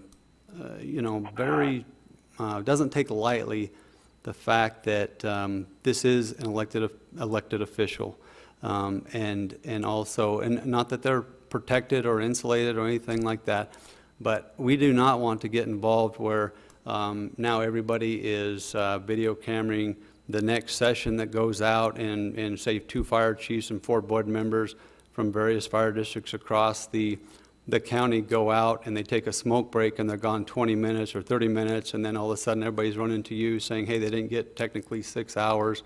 And, you know, we can't, the county attorney's office can't be used as far as, hey, we need to get this guy out because he does a lot of bad things. And that's something we take, it was a slight consideration in this, but mostly what Mr. Moss hit on is that simply we ensured compliance, and that was actually done through the citizen complaints. They're the ones that ensured the compliance by bringing this to the board's action, and they're the ones to be thanked for the progress that has been made. That hopefully answer your question, Supervisor Johnson. Thank you, sir. Thank you. Mr. Martin, please state your name and address for the record. Thank you, Honorable Chair and Honorable Supervisors. I'm Ted Martin, 4020 North Guthrie in Golden Valley. I'm here to say that I can agree with the findings of the county attorney and can be satisfied with that. But when I look at the whole situation, this was a person that snubbed his nose at that law of compliance. And it didn't come down to compliance until someone put the finger on him to make them do it. And if there's anybody that should be held accountable, that should be the person that should be held accountable. And when you look back in the history, this board was pushed in a position to have the board that he sat on administer a district that their governance failed. So out of a glaring example that was in front of him, that should have been the one. And he still thumbed his nose and said, I'm too good for this. I have a history of knowing everything that I need to know of what my position is, and I'm not going to comply. So it wasn't until someone got to the point where things added up that we have to push to make him comply. So I think you should make him accountable. And I stood up here before and said, anybody that isn't, they should be held accountable. My feelings haven't changed. He's been the example that he put himself as an example, so make an example of him and hold him accountable for his actions. And that's what I request. So thank you for doing your investigation. You've done a great job. You can tell everybody else is doing it right. And, he thumbed his nose at us and said, no, I'm above that, until you made him humble, and then you brought him down. So I just ask that you make him accountable for his actions. Thank you. Thank you, Mr. Martin. Christopher Simpson. Mr. Simpson, if you'll please give us your name, address for the record. I'm Chris Simpson. I reside at 3590 North Benton Street in Kingman, Arizona. I'm here representing not only the professional firefighters of Kingman, but also the professional firefighters of Arizona.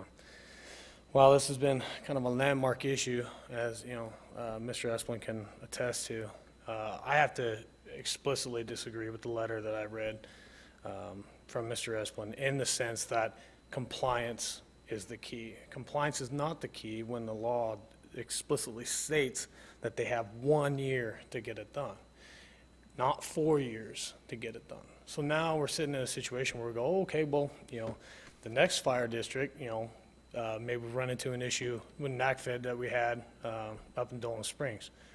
What if one of their board members wasn't compliant and they go back into bankruptcy again, or something to that effect? I have to attest to the fact that if I went to work one day and because I didn't do my training, I lost my emergency medical certification, right? I would be fired, not given a, well, okay, but you got it done 2 years later or 3 years later. I would be fired that day, that I didn't come into work with my certifications because I didn't do my training. Why are we going to allow this individual to not be set as an example for the rest of the county, for the rest of the state, to ensure compliance with the law forever? I mean, that's where I stand with it. I believe he should be fired or removed from his position. I say fired because I just use fired, but I believe he should be removed from his position and replaced with someone who has already complied with that state mandate. That's all I have. Thank you, Mr. Zippin. Thank you.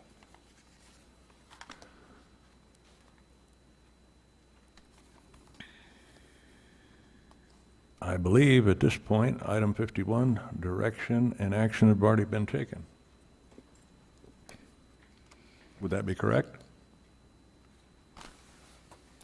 So we'll move on to item 52.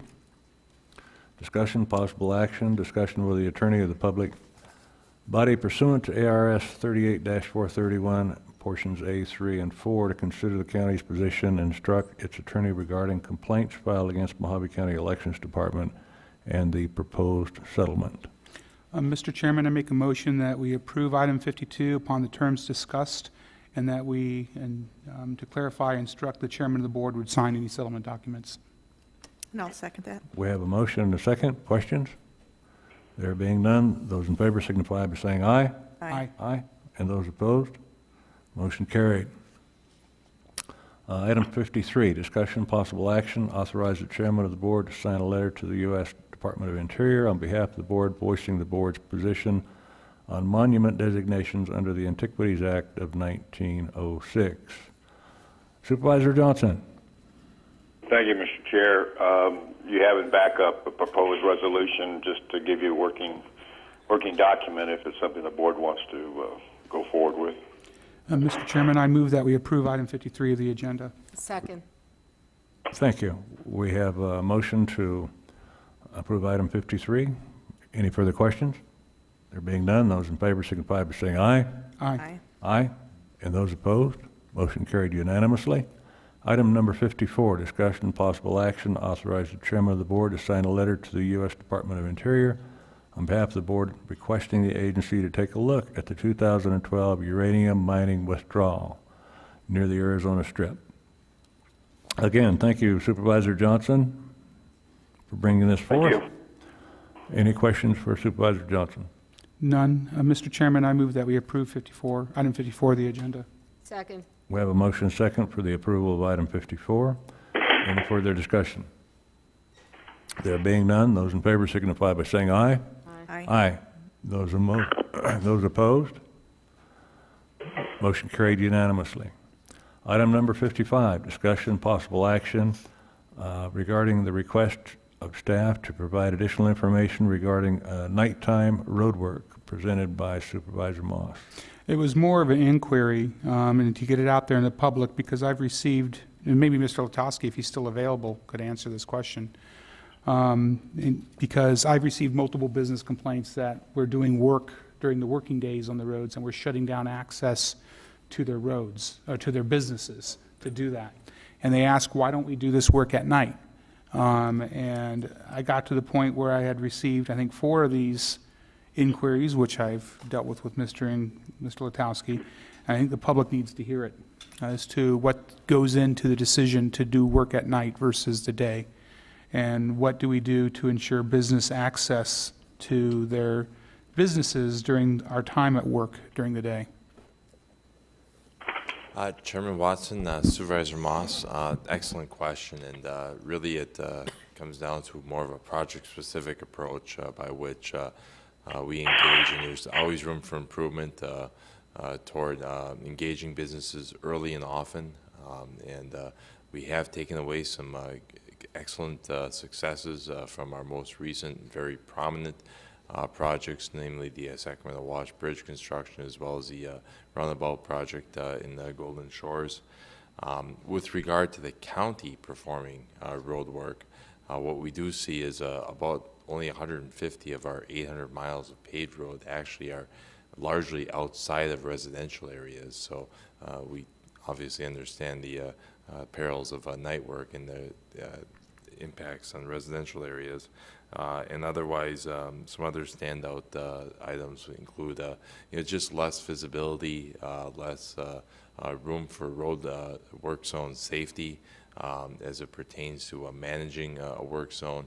Our largely rural 2-lane highways and roadways are set up such that they're largely not lit, and may not necessarily conjure the driver expectation of having to slow or stop upon approach to a work zone. And then there are certain materials, sometimes it works out to the benefit during the summertime, but oftentimes it does not. Some complications with regard to material placement, namely asphalt and concrete, but namely our asphalt work during the overnight hours in the winter, early spring, and late fall months. Simply the temperatures aren't very conducive to us performing that work. So there's a myriad of issues as it relates to county performance of road work at night. As it pertains to overnight work in contract road work, namely some of the big projects that we've undertaken, I think we set an example actually for the nation on how to do it the most efficient way through Sacramento Wash Bridge, where we did the 96-hour hard closure, and our contractor, Police Construction, did a masterful job of carrying out that work of placing a prefabricated bridge. So if I can paraphrase your comments, Mr. Lotowski, essentially, if the county's performing the road work, which is generally repair or maintenance, we don't do nighttime work because of safety and placement and other issues. And that will sometimes necessitate for short periods of time a business closure, at least access to their business via road. But when we contract it out, we can impose upon them a condition that they do nighttime work, and frequently do. Supervisor Moss, under contract work, we certainly can negotiate a contract in a manner that is most advantageous for the prosecution of that work with minimal impact to the area. It may warrant additional cost considerations, but nonetheless, it'd be a project by project. Okay. Thank you. Mr. Chairman? Supervisor Johnson. I don't know if Supervisor Moss want to do it or not, but I've had these same concerns, and it's been brought up to previous boards, and I would like to see it not so much just for nighttime work, but and they've made it hard on the county because we actually have such small limits on the amount of work we can do with our people, plus we have the limitations of staff. But on contracts, maybe we could bring it back if the board wants to see about having all of our contracts be a 24-hour workday, because I'd rather put up with, and I think the regular public would, with one day of noise in front of your place and then move on down, make a shorter period of time, and then we put in the bonus or whatever when they finish on time, and take away money at the end, if that's something we'd want to discuss as a board. I think it's worthy of future discussion, and I would suggest that I think Mr. Johnson and I are on the same page with a lot of this stuff. Very good. Well, then, would you like to bring that item back at some point, or I would like the engineering department, when they're able to present something to us, to bring it back, especially when it comes, I'm not talking about remote areas, but when it comes to places in front of operating Mohave County businesses. Those are the guys who pay our taxes, and I think they're understandably resentful when we shut them down. Right. So is this an instruction to staff then, or in a motion for? I'd make a motion that the staff analyze this and come up with proposals to present to the board at a later date. Okay, I'll second it. And we have a second. Any further discussion? Any further discussion? There being none, those in favor signify by saying aye. Aye. Those opposed? Motion carried unanimously. I believe that brings us to the end of our agenda. Motion to adjourn? So we have a motion to adjourn, and I'd like to remind everybody that we have the presentation of the Citizens Animal Shelter Needs Assessment Committee presentation to this board following a 30-minute break. Would that be long enough for everyone? Well, how about the people who've been waiting? Good for me. Would 30 minutes be inconvenient to the presenters? That'd be okay? Okay, 30 minutes. Meeting adjourned.